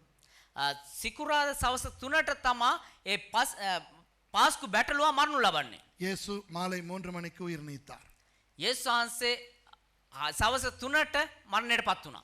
யூதர்களுடைய கணக்கின்படி யூதேවන්ගේ ගණන් ක්‍රමය අනුව 1 மணி நேரத்துக்கு அதிகமாக ஒரு நிகழ்ச்சி நடந்தால் එක පැයකට වඩා වැඩි කාලයක් යම් දෙයක් සිද්ධ වුණා නම් ஒரு இரவு ஒரு பகல் என்று அவர்கள் சொல்லுவார்கள். එක රැයකුත් එක දවාලකුත් කියලා ඒගොල්ලෝ කියනවා. யொம் வா லைலா. சொல்லுங்க. யொம் வா லைலா. யொம் வா லைலா. லைலான்னு அந்த நடிகை லைலா தான ஞாபகம் வருது உங்களுக்கு? அது இல்ல. யொம் வா லைலா. லைலா. யொம் என்றால் பகல், வா என்றால் லைலா என்றால் இரவும். யொம் வா லைலா என்றால் ஒரு இரவும் ஒரு பகலும். යොම් වා ලයිලා කියන්නේ එක රැයකුත් එක දවාලකුත්. The meaning of yom wa laila is a day and a night. அப்போ வெள்ளிக்கிழமை 3 மணிக்கு இயேசு உயிர் நீக்கிறார் அல்லவா? එහෙමනම් සිකුරාදා සවස් 3ට යේසුස් වහන්සේ මරණයටපත් වෙනව නේද? அன்று மாலை 6 மணி வரை வெள்ளிக்கிழமை இருக்கிறது. ඒ දවසේ 6 වෙනකන් සිකුරාදා දවස ඒ පවතිනවා. ஏனென்றால் யூதர்களுக்கு ஒரு நாள் பிறப்பது மாலை 6 மணிக்கு. ඒ කියනවනේ යුදෙව්වන්ට එක දවසක් ආරම්භ වෙන්නේ සවස 6ට. அப்போ யூதர்களுடைய ஓய்வு நாள் தொடங்குவது வெள்ளிக்கிழமை மாலை 6 மணிக்கு. එවනම් යුදෙව්වන්ගේ විවේක කාලය ආරම්භ වෙන්නේ සිකුරාදා සවස 6ට. The Shabbat of the Jews commences on the Friday at 6 p.m. and Jesus died at 3 p.m. So between 3 and 6 would be one Yom Walaila. மாலை 3 மணியிலிருந்து 6 மணி வரை ஒரு பகலும் ஒரு இரவும் என்று அவர்கள் சொல்லுவார்கள். එතකොට සිකුරාදා සවස් 3 ඉඳන් සවස් 6 වෙනකන් එක දවාලකුත් එක රාත්‍රියකුත් උන්ට. அதுல இரவு வரவே இல்லை. රාත්‍රියක් ආයම නැහැ. ஆனால் அவர்கள் சொல்லுவது யோம் வலைலா, அதாவது ஒரு இரவு ஒரு பகல் என்று. හැබැයි ඒගොල්ලෝ කියන්නේ යොම් වාලයිලා. ඒ කියන්නේ එක දවාලකුත් එක රාත්‍රියකුත් කියලා. விளங்குதா உங்களுக்கு? சரியா? அப்புறம் வெள்ளிக்கிழமை மாலை 6 மணியிலிருந்து சனிக்கிழமை மாலை 6 மணி வரை 24 மணி நேரம். එතකොට සිකුරාදා සවස 6 ඉඳලා සෙනසුරාදා සවස 6 වෙනකම් පැය 24ක්. அது இரண்டாவது யோம் வலைலா, இரண்டாவது ஒரு பகலும் இரவும். ඒක දෙවෙනි යොම් වාලයිලා. එහෙම නැත්නම් එක දවාලකුත් එක රාත්‍රියකුත් දෙවෙනි. From Friday 6 p.m. to Saturday 6 p.m. would be the second day and night. Okay? அப்புறம் சனிக்கிழமை மாலை 6 மணியிலிருந்து එතකොට සෙනසුරාදා හවස 6 ඉඳලා காலை 6 மணி வரை උදෑසන 6 වෙනකම් மூன்றாவது யோம் வலைலா. තුන්වන යොම් වාලයිලා. From evening 6 o'clock of Saturday to morning 6 o'clock of Sunday would be the third Yom Walaila or the third day and night. ஆகவே இயேசு 3 இரவும் 3 பகலும் அவர், அதாவது 3 நாள் இரவும் பகலும் மரித்திருந்தார் என்பது இப்படித்தான். එතකොට යේසුස් වහන්සේ දවස් 3කුත් දහවල් 3කුත් රාත්‍රී 3කුත් හිටියා කියන්නේ මේ විදිහට තමයි. இப்பொழுது உள்ள கூத்தாடிகள் என்ன நினைக்கிறார்கள்? දැන් ඉන්නව කට්ටිය මොනවද කියන්නේ? This is how the 3 days and nights come. But today's people think that 3 days and 3 nights are literal 3 nights and 3 days like ours. இன்று 3 இரவு 3 பகல் என்றால் எங்களுக்கு இருப்பது போல 3 இரவு 3 பகல். ඒගොල්ලෝ හිතනවා අපිට තියනවා වගේ රෑ 3කුත් දවල් 3කුත් කියලා. ஆகவே இயேசு வியாழக்கிழமை செத்தாரும்பாங்க. ඒ නිසා යේසුස් වහන්සේ සිකුරාදා මරනවා කියලා හිතන්න. නෑ, බ්‍රහස්පතින්දා. බ්‍රහස්පතින්දා මරනවා කියලා හිතන්න. So people think, some people think wrongly, erroneously that Jesus died on Thursday. No, Jesus died on Friday 3 p.m. Okay? இயேசு எத்தனை மணிக்கு சாகிறார்? வெள்ளிக்கிழமை மாலை 3 மணிக்கு. ඒගොල්ලෝ හිතනවා බ්‍රහස්පතින්දා තමයි යේසුස් වහන්සේ මරුනේ කියලා. නැහැ, සිකුරාදා සවස් 3 තමයි යේසුස් වහන්සේ මරුනේ. மகதலேனா மரியாளும் மற்ற மரியாளும் காலையிலே எத்தனை மணிக்கு வருகிறார்கள்? එතකොට මග්දලේනා මරියත් අනිත් මරියත් උදෑසන කීයට දෙන්නේ? கிட்டத்தட்ட 7:30 மணிக்கு வருகிறார்கள். 7:00 වගේ වෙලාව. எப்படி தெரியும்? කොහොමද දන්නේ? விடிந்து வருகிறதாம். උදෑසන අලුයම. இன்னும் இருட்டு கொஞ்சம் இருக்கிறது, இப்போதான் வெளிச்சம் வருகிறது. තාමත් කළුවර තියෙනවා, දැන් තමා ආලෝකය පොඩ පොඩ එන්නේ. நமக்கு நன்றாக தெரியும் அவர்கள் வந்த நாள் எந்த நாள் என்று. අපි හොඳටම දන්නවා ඒගොල්ලෝ ආපු දවස කවද්ද කියලා. We know the exact day Mary Magdalene and the other Mary came to the tomb. AD 30, the day of Pesach, the day after Pesach. Okay? அதாவது பஸ்கா பண்டிகை தொடங்கின அடுத்த நாள். ඒ කියන්නේ පාස්කු මංගල්‍ය ආරම්භ වුණා ඊළඟ දවසේ. வாரத்தின் முதலாம் நாள். සතියේ පළවෙනි දවසේ. ஞாயிற்றுக்கிழமை. ඉරුදින. இருட்டு போய் வெளிச்சம் வந்து கொண்டிருக்கிறது. අඳුර පහ වෙමින් ආලෝකය පැමිණෙන වෙලාව. இந்த நாட்களில் අද දවසේ நீங்கள் இஸ்ரவேலுக்கு போனால் ඔබ ඊශ්‍රායලට ගියා නම් முழு வெளிச்சம் வருவது 7:30 மணிக்கு பிறகுதான். සම්පූර්ණ ආලෝකය එන්නේ 7:00 පස්සේ තමයි. விளங்குதா? நீங்க ஜூன் ஜூலை போனா 5 மணிக்கே வெளிச்சம் வந்துரும். ඔබ ජූනි මාස ජූලි මාස වල ගියා නම් 5 වෙද්දිම ආලෝකය එනවා. If you go to Israel in the months of June, July, August, it'll be light as early as 5 o'clock in the morning. But this time of the year, around the days of Pesach, Passover, the light comes, the dawn comes after about 7:15, 7:30 in the morning. இந்த நாட்களில் காலை 7:15 மணிக்கு பிறகுதான் அந்த வெளிச்சம் வரும். මේ දවස්වල උදෑසන 7:00 පස්සේ තමයි ඒ ආලෝකය පැමිණෙන්නේ. அப்போ அவர்கள் வரும்போது எத்தனை மணி இருக்கும்?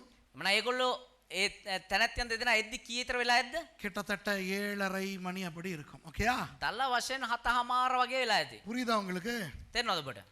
இயேசு எப்போ உயிர் தெழுந்தார் என்று நான் நினைக்கிறேன் என்று சொல்லவா? යේසුස් වහන්සේ කොයි වෙලාවෙද මලවුන්ගෙන් නැගිට්ටේ කියලා පාස්ටර් හිතන දේ කියන්නද? 6 மணிக்கும் 7 மணிக்கும் இடையில். 6ත් 7ත් අතර මැද.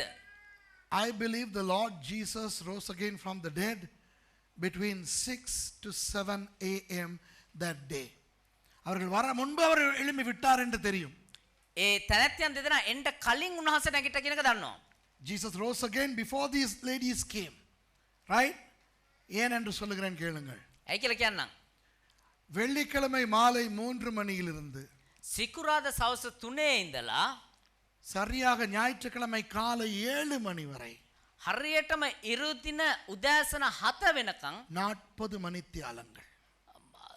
පැය 40. From Friday 3 p.m. to Sunday morning 7, it's 40 hours. Okay? The 40th hour would be 6 to 7 in the morning. 40 மணி நேரம் என்பது காலை 6 மணிக்கும் 7 மணிக்கும் இடையில். 40 වෙනි පැය කියන්නේ උදෑසන 6ත් 7ත් අතර කාලය. 4 என்பது இயேசுவை குறிக்கின்ற இலக்கம். 4 කියන්නේ යේසුස් වහන්සේ නියෝජනය වෙන ඉලක්කම. பல பாடங்களில் படித்து விட்டோம். බොහෝ පාඩම් වල ඉගෙන ගත්තා. We have learned through many subjects that number 4 denotes Jesus. இயேசு 40 நாட்கள் உபவாசம் இருந்தார் என்று பார்த்தோம். යේසුස් වහන්සේ දින 40ක් निराहाරව හිටියා කියලා බැලුවා. We saw that Jesus fasted for 40 days and 40 is a significant number to Jesus. 40 என்பது இயேசுவுக்கு ஒரு முக்கியமான ஒரு இலக்கம். 40 කියන එක යේසුස් වහන්සේට ඉතා වැදගත් වූ ඉලක්කමක්. ஆகவே இறையியல் ரீதியாக எனக்கு நல்ல சான்றுகள் இருக்கின்றன சொல்லுவதற்கு. இயேசு மரித்து உயிரோடு எழும்பும் வரை 40 மணி நேரங்கள் அவர் மரித்திருந்தார் என்று. ඒ නිසා දේව ධර්මානුකූලව මට ඕන තරම් කාරණා තියෙනවා කියන්න යේසුස් ක්‍රිස්තුස් වහන්සේ පැය 40ක් වෙනකන් ඉඳලා තමා මලවුන්ගෙන් නැගිට්ටේ කියන එක. அவர் காலை 6 மணிக்கும் 7 மணிக்கும் இடையில் உயிரோடு எழும்பி இருக்க வேண்டும் என்பதற்கு வேதத்திலே போதிய அளவு ஆதாரங்கள் நமக்கு இருக்கின்றன. උන්වහන්සේ උදෑසන 6ත් 7ත් අතර කාලයේදී තමා මලවුන්ගෙන් නැගිට්ටේ කියලා පෙන්වන්න බයිබලයේ ඕන තරම් කාරණා මට තියෙනවා. We have sufficient records in the Bible in all 4 gospels to show that Jesus rose again from the dead in the morning of that first day of the week around 6 to 7 in the morning. Okay? ஆகவே இது இது இது ஆச்சரியமா இல்லையா உங்களுக்கு? මේක ඉතා පුදුම උදයක් නෙමෙයිද ඔබට? உண்மையாக இது அநேகருக்கு இது தெரியாது. ඇත්තටම මේක බොහෝ දෙනෙක් දන්නේ නැහැ. Not many people know. I think this is the first time somebody is giving a time. நான் நினைக்கிறேன் முத தடவையா நேரம் ஒன்று கொடுக்கறது இதுதான் நானா தான் இருக்கும். මම හිතනවා කවුරුහරි කෙනෙක් පළවෙනි වතාවට වෙලාව කියන්නේ මේ අවස්ථාව තමයි. කියන්නේ දේවදාසය තමයි පළවෙනි වතාවට වෙලාවක් කියලා මේ වෙලාව කියලා කියන්නේ. இப்போ கடைசியாக ஒரு விஷயத்தை சொல்லி நான் முடிக்க போகிறேன். நேரம் போய்விட்டபடினா. අවසාන වශයෙන් එක් කාරණාවක් කියලා අවසන් කරන්න යනවා වෙලාව ගිහින් තියෙන නිසා. நிறைய சொல்றதுக்கு வந்தேன் எல்லாம் போயிடுச்சு. நேரம் போயிடுச்சு. බොහෝ දේවල් කියන්න ආව වෙලාව ගියා. I came to share a lot of things but then the time flew. I just saw the time. Okay, now we need to conclude. 3 things would I like to share. 3 காரியங்களை 3 பேரை பற்றி நான் உங்களுக்கு சொல்ல வேண்டும். 3 දෙනෙක් ගැන ඔබට කියන්න අවශ්‍යයි. இயேசுவை சிலுவையில் அறைய காரணமாய் இருந்த யூதர்கள் எந்த வகுப்பை சேர்ந்தவர்கள்? යේසුස් ක්‍රිස්තුස් වහන්සේ කුරුසේ ඇන ගසන්ට හේතු වුණා වූ ඒ යුදෙව්වෝ මොන පන්තියට අයත් වූ යුදෙව්වන්ද? Which class of Jews were instrumental in pronouncing the death or bringing the death onto Jesus? The Sanhedrin Council, ஆலோசனை சங்கம், අනුශාසනා කරන්නා වූ සංගමය, மந்திரண சபா. මන්ත්‍රණ සභාව. யூதர்களுடைய ஆலோசனை சங்கம் இருக்கிறது, அது ரொம்ப வல்லமையானது. ඒ මන්ත්‍රණ යුදෙව්වන්ගේ මන්ත්‍රණ සභාව ඇවිල්ලා ඉතා බලවත් වූ පිරිස. The Sanhedrin Council of the Jews are a very powerful people. You know, that group is a very powerful. They decide. They even put people to death. அவர்கள் தான் பெரிய தீர்மானங்களை எடுப்பது. அவர்கள் ஜனங்களை மரண தண்டனை கூட கொடுப்பார்கள். ඒගොල්ලෝ තමයි ඉතා දැඩි වූ විශාල වූ තීරණ ගන්න. ඒගොල්ලන්ට පුළුවන් මනුෂ්‍යන්ට මරණ දඬුවමක් පනවන්න. சவுலாய் இருந்தவன், பவுலாய் மாறிய சவுல் அந்த ஆலோசனை சங்கத்தை சேர்ந்த ஒரு ஆள். පාවුල් විදියට හිටව ඒ සාවුල් ඒ අනුශාසනා කණ්ඩායමේ හිටවව කෙනෙක්. ஏனென்றால் ஸ்தேவானை கொலை செய்யும் பொழுது ඒ කියනවනේ ස්තේපන් මරද්දී ஸ்தேவானை கொலை செய்ய சட்டம் கொடுத்ததே அந்த ஆலோசனை சங்கம். ස්තේපන්ව මරන්න ඒ අනුමැතිය දුන්නේ මේ අනුශාසනා කණ්ඩායම. அந்த நேரம் ஸ்தேவானுடைய உடைகளை இந்த சவுல் என்பவனுடைய பாதத்திலே தான் வைத்திருந்தார்கள். එතකොට ඒ ස්තේපන්ගේ ඇඳුම් මේ සවුල් ගාව තමයි තිබ්බේ ගල් ගහන්න කලින්. சவுல் ஆலோசனை சங்கத்திலே ஒரு அங்கத்தவனாய் இருந்தார் என்று நமக்கு போதிய அளவு வேதத்திலும் சரித்திரத்திலும் சான்றுகள் உண்டு. සවුල් ඒ අනුශාසනා කණ්ඩායමේ සෙනහනේ අනුශාසනා කණ්ඩායමේ හිටියව කෙනෙක් කියන්න ඕන තරම් සාක්ෂි බයිබලයේ තියෙනවා. We have sufficient proof that Saul, who became Paul later, was a member of the Sanhedrin Council.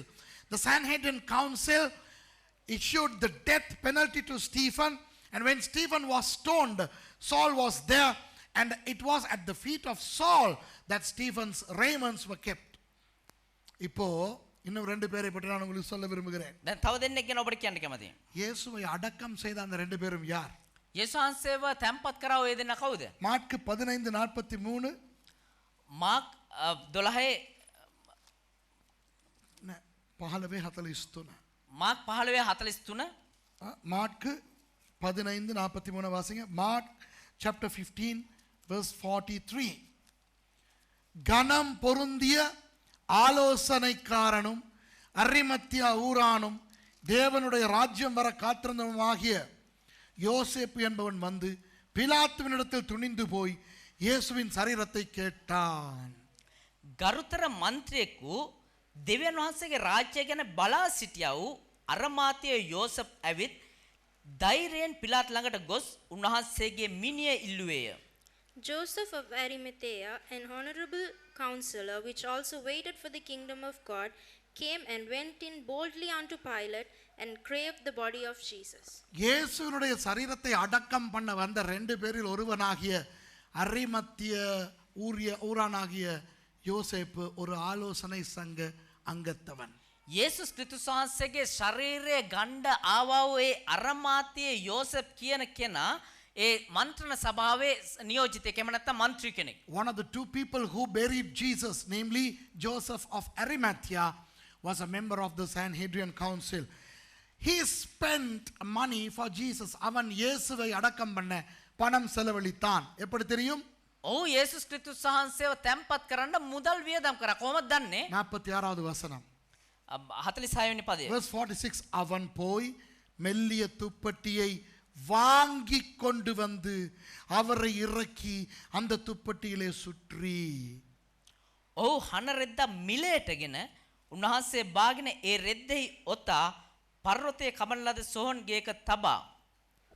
And he bought fine linen and took him down and wrapped him in the linen. So Joseph of Arimathea spent money to buy 2 pieces of linen to bury Jesus. அரிமத்தியனாகிய யோசேப்பு பணம் கொடுத்து துப்பட்டிகளை வாங்கி இயேசுவை அடக்கம் பண்ணுகிறான். අරමාතිය යෝසප් කියන කෙනා මුදල් වියදම් කරලා ඒ රෙදි අරගෙන ඇවිල්ලා උන්වහන්සේගේ ශරීරය එතුවා. யோவான் 19:39 ஏற்கனவே பார்த்து விட்டோம், திருப்பி பார்ப்போம். යෝහන් 19 වෙනි පරිච්ඡේදයේ 29 වෙනි පදේ අපි කලින්ම බැලුවා. ආපහු බලමු. ஆரம்பத்திலே ஒரு ராத்திரியில் இயேசுவினிடத்தில் வந்திருந்த நிக்கோதேம் என்பவன் வெள்ளை போலமும் கரிய போலமும் கலந்து ஏறக்குறைய 100 ராத்தல் கொண்டு வந்தான். நிக்கோதேமு என்பவனும் ஒரு ஆலோசனை சங்க அங்கத்தவன்.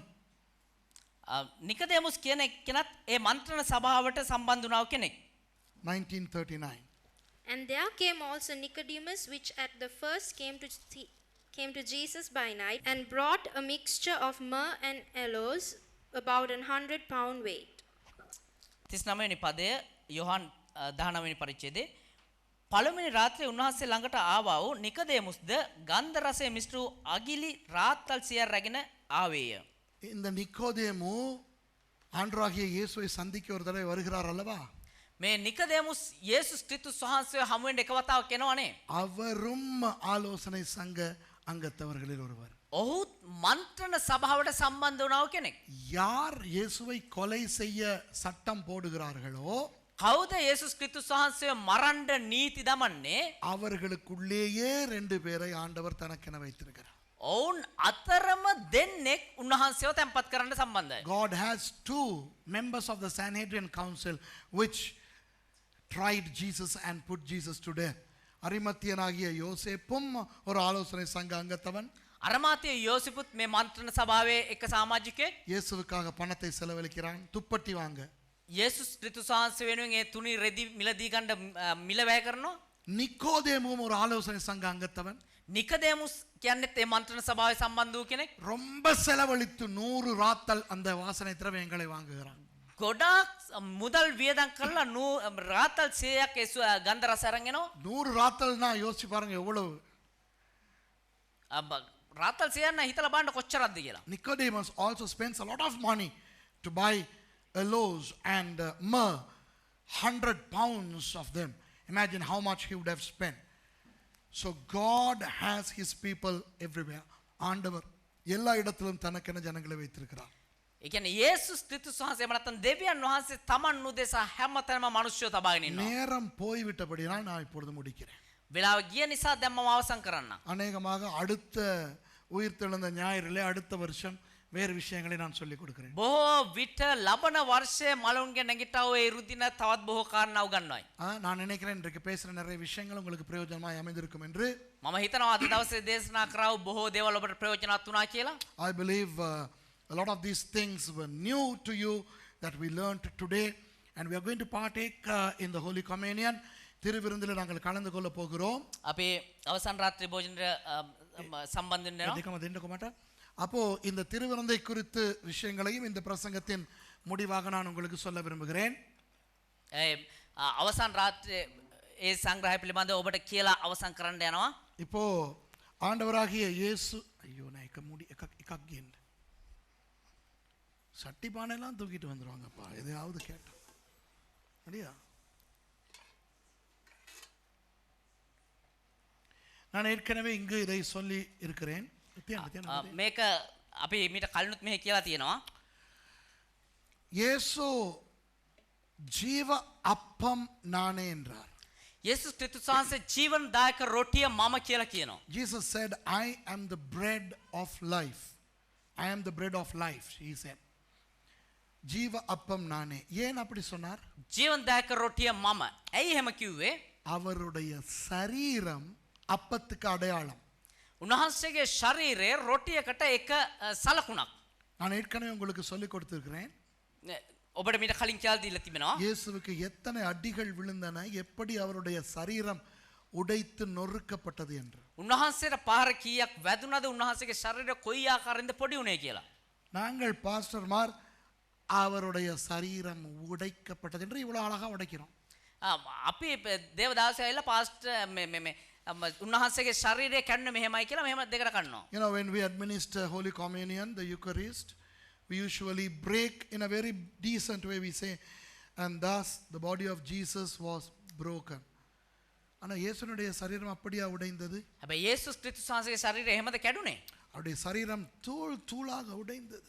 උන්වහන්සේගේ ශරීරය කුඩු වගේ කැඩුනා. அவருடைய சதைகள், அவருடைய இரத்தம் எல்லாம் நொறுங்கினது. උන්වහන්සේගේ මස් කැබලි රුධිරය හැමම මේ කැඩිලා ගියා. அப்பத்தை நாம் திருவிருந்திலே அருந்தும் பொழுது ඒ රොටිය සමග අපි සම්බන්ධ වෙන මොහොතේදී அது இயேசுவினுடைய நிந்தை, அவருடைய வேதனை, அவருடைய அவமானம், அவருடைய மரணம் இவற்றை குறிக்கிறது. ඒ උන්වහන්සේගේ ලැබුව අපහාස, උන්වහන්සේ ලැබුව ගුටි බැට, උන්වහන්සේ විඳව වේදනා, ඒ සියල්ලකටම අපි සම්බන්ධ වෙනවා. When we break the bread, we remember the shame, the pain, the turmoil and the death Jesus experienced for us.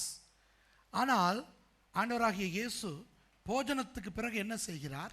ඊට පස්සේ යේසුස් ක්‍රිස්තුස් වහන්සේ භෝජනයට පස්සේ මොනවද කරේ? திராட்சை ரசத்தை கொடுக்கிறார். මිදියුස දෙනවා. After supper, Jesus gave them wine. And what did he say?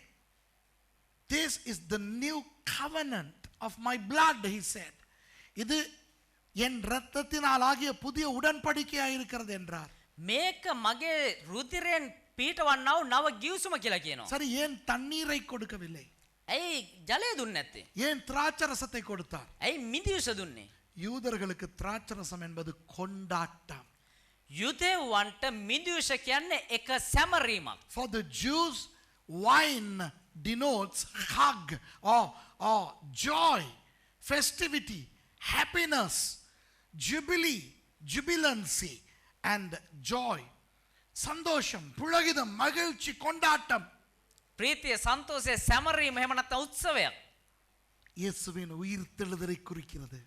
යේසුස් වහන්සේගේ නැවත නැගිටීම සැමරීම. இயேசுவினுடைய கல்லறை எங்கே இருக்கிறது தெரியுமா? යේසුස් වහන්සේගේ ගල්ගුහාව තැන්පත් කරව ගල්ගුහාව කොහෙද තියෙන அந்த දන්නවද? காலத்திலே இருந்த ஒரு திராட்சை தோட்டத்தின் நடுவிலே தான் அவருடைய கல்லறை இருக்கிறது. ඒ කාලේ තිබුණා වූ මිදි වත්තක් මැද තමයි උන්වහන්සේ ගල්ගුහාව තියෙන්නේ. You know, the tomb of Jesus was in the middle of a vineyard. So Jesus was buried and he rose again from the dead from inside a vineyard. ஒரு திராட்சை தோட்டத்துக்குள்ளே இருந்து தான் இயேசு உயிரோடு எழும்புகிறார். එක මිදි වත්තක් මැද ඉඳලා තමයි උන්වහන්සේ මලවුන්ගෙන් නැගිටින්නේ. அது கொண்டாட்டம். ඒක එක සැමරීමක්. இந்த கையிலே அப்பம், එක අතක රොටි, வேதனை, වේදනාව, மரணம்.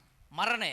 இந்த கையிலே திராட்சை ரசம், මේ අතේ මිදියුෂ, வெற்றி, ජයග්‍රහණය, உயிர்த்தெழுதல். නැවත නැගිටීම. அதனால் தான் இயேசு சொன்னார், நீங்கள் போஜனம் பண்ணி பானத்தையும் குடியுங்கள் என்று.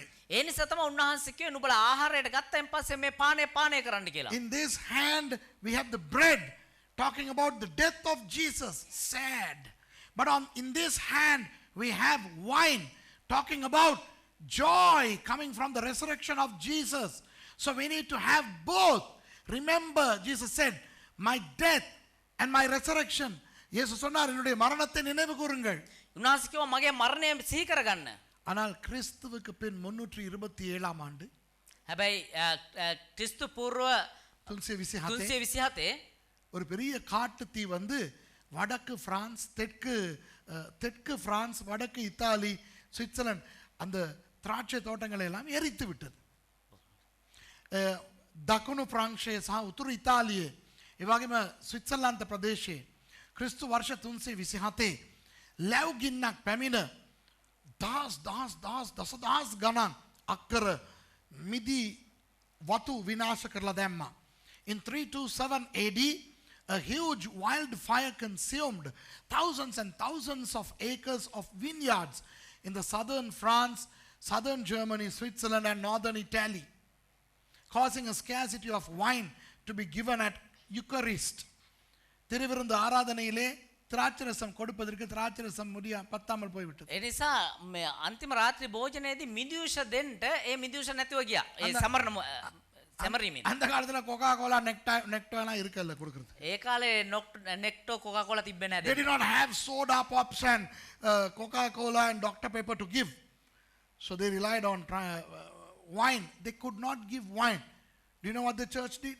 கொடுப்பதற்கு கோகா கோலா நெக்டோ எல்லாம் இருக்கலையே, போட்டேலோ எல்லாம் இல்லை அந்த காலத்தில். ඒ කාලේ පෝටලේම තිබ්බේ නැහැ. அதனால் என்ன செய்தார்கள்? ඒ නිසා මොනවද කරේ? அப்பத்தை மாத்திரம் கொடுத்து விட்டு රොටිය පමණක් දීලා திராட்சை ரசத்தை பூசாரி மாத்திரம் குடிச்சார். ඒ මිදියුෂේක පූජකයෝ විතරක් බිව්වා. So they gave the bread only to the people, only the bread to the people, and the priest drank the wine. The wine was not given to the people. The devil likes that. பிசாசுக்கு அது சந்தோஷம். මේක යක්ෂයාට ඊට ප්‍රීතියක්. இதுவும் வேண்டும். ஆமாவா இல்லையா? මේ මිදියුෂත් අවශ්‍යයි. இதுதான் உயிர்த்தெழுதல். ඒ කියනවා මේක තමයි නැවත නැගිටීම. ஆகவே இன்றைக்கு திருவிருந்து ஆராதனையிலே ඒ නිසා අද මේ සැමරීමේදී முழுக்க ஞானஸ்நானம் எடுத்து ஆண்டவரை ஏற்றுக்கொண்டிருக்கின்றவர்கள், සම්පූර්ණ ජල බෞතිස්මය අරගෙන යේසුස් ක්‍රිස්තුස් වහන්සේ පිළිගත්තා වූ අයට நீங்கள் அப்பத்திலும் திராட்சரசத்திலும் பங்கு கொள்ள முடியும். ඔබට රොටියෙත් ඒ වගේ මිදියුෂෙත් පංගුකාරයන් වෙන්න පුළුවන්. Those of you who believe in Jesus, who are baptized into him, you are able to partake in his death and his resurrection by partaking in the Holy Eucharist of the Holy Communion of the Lord.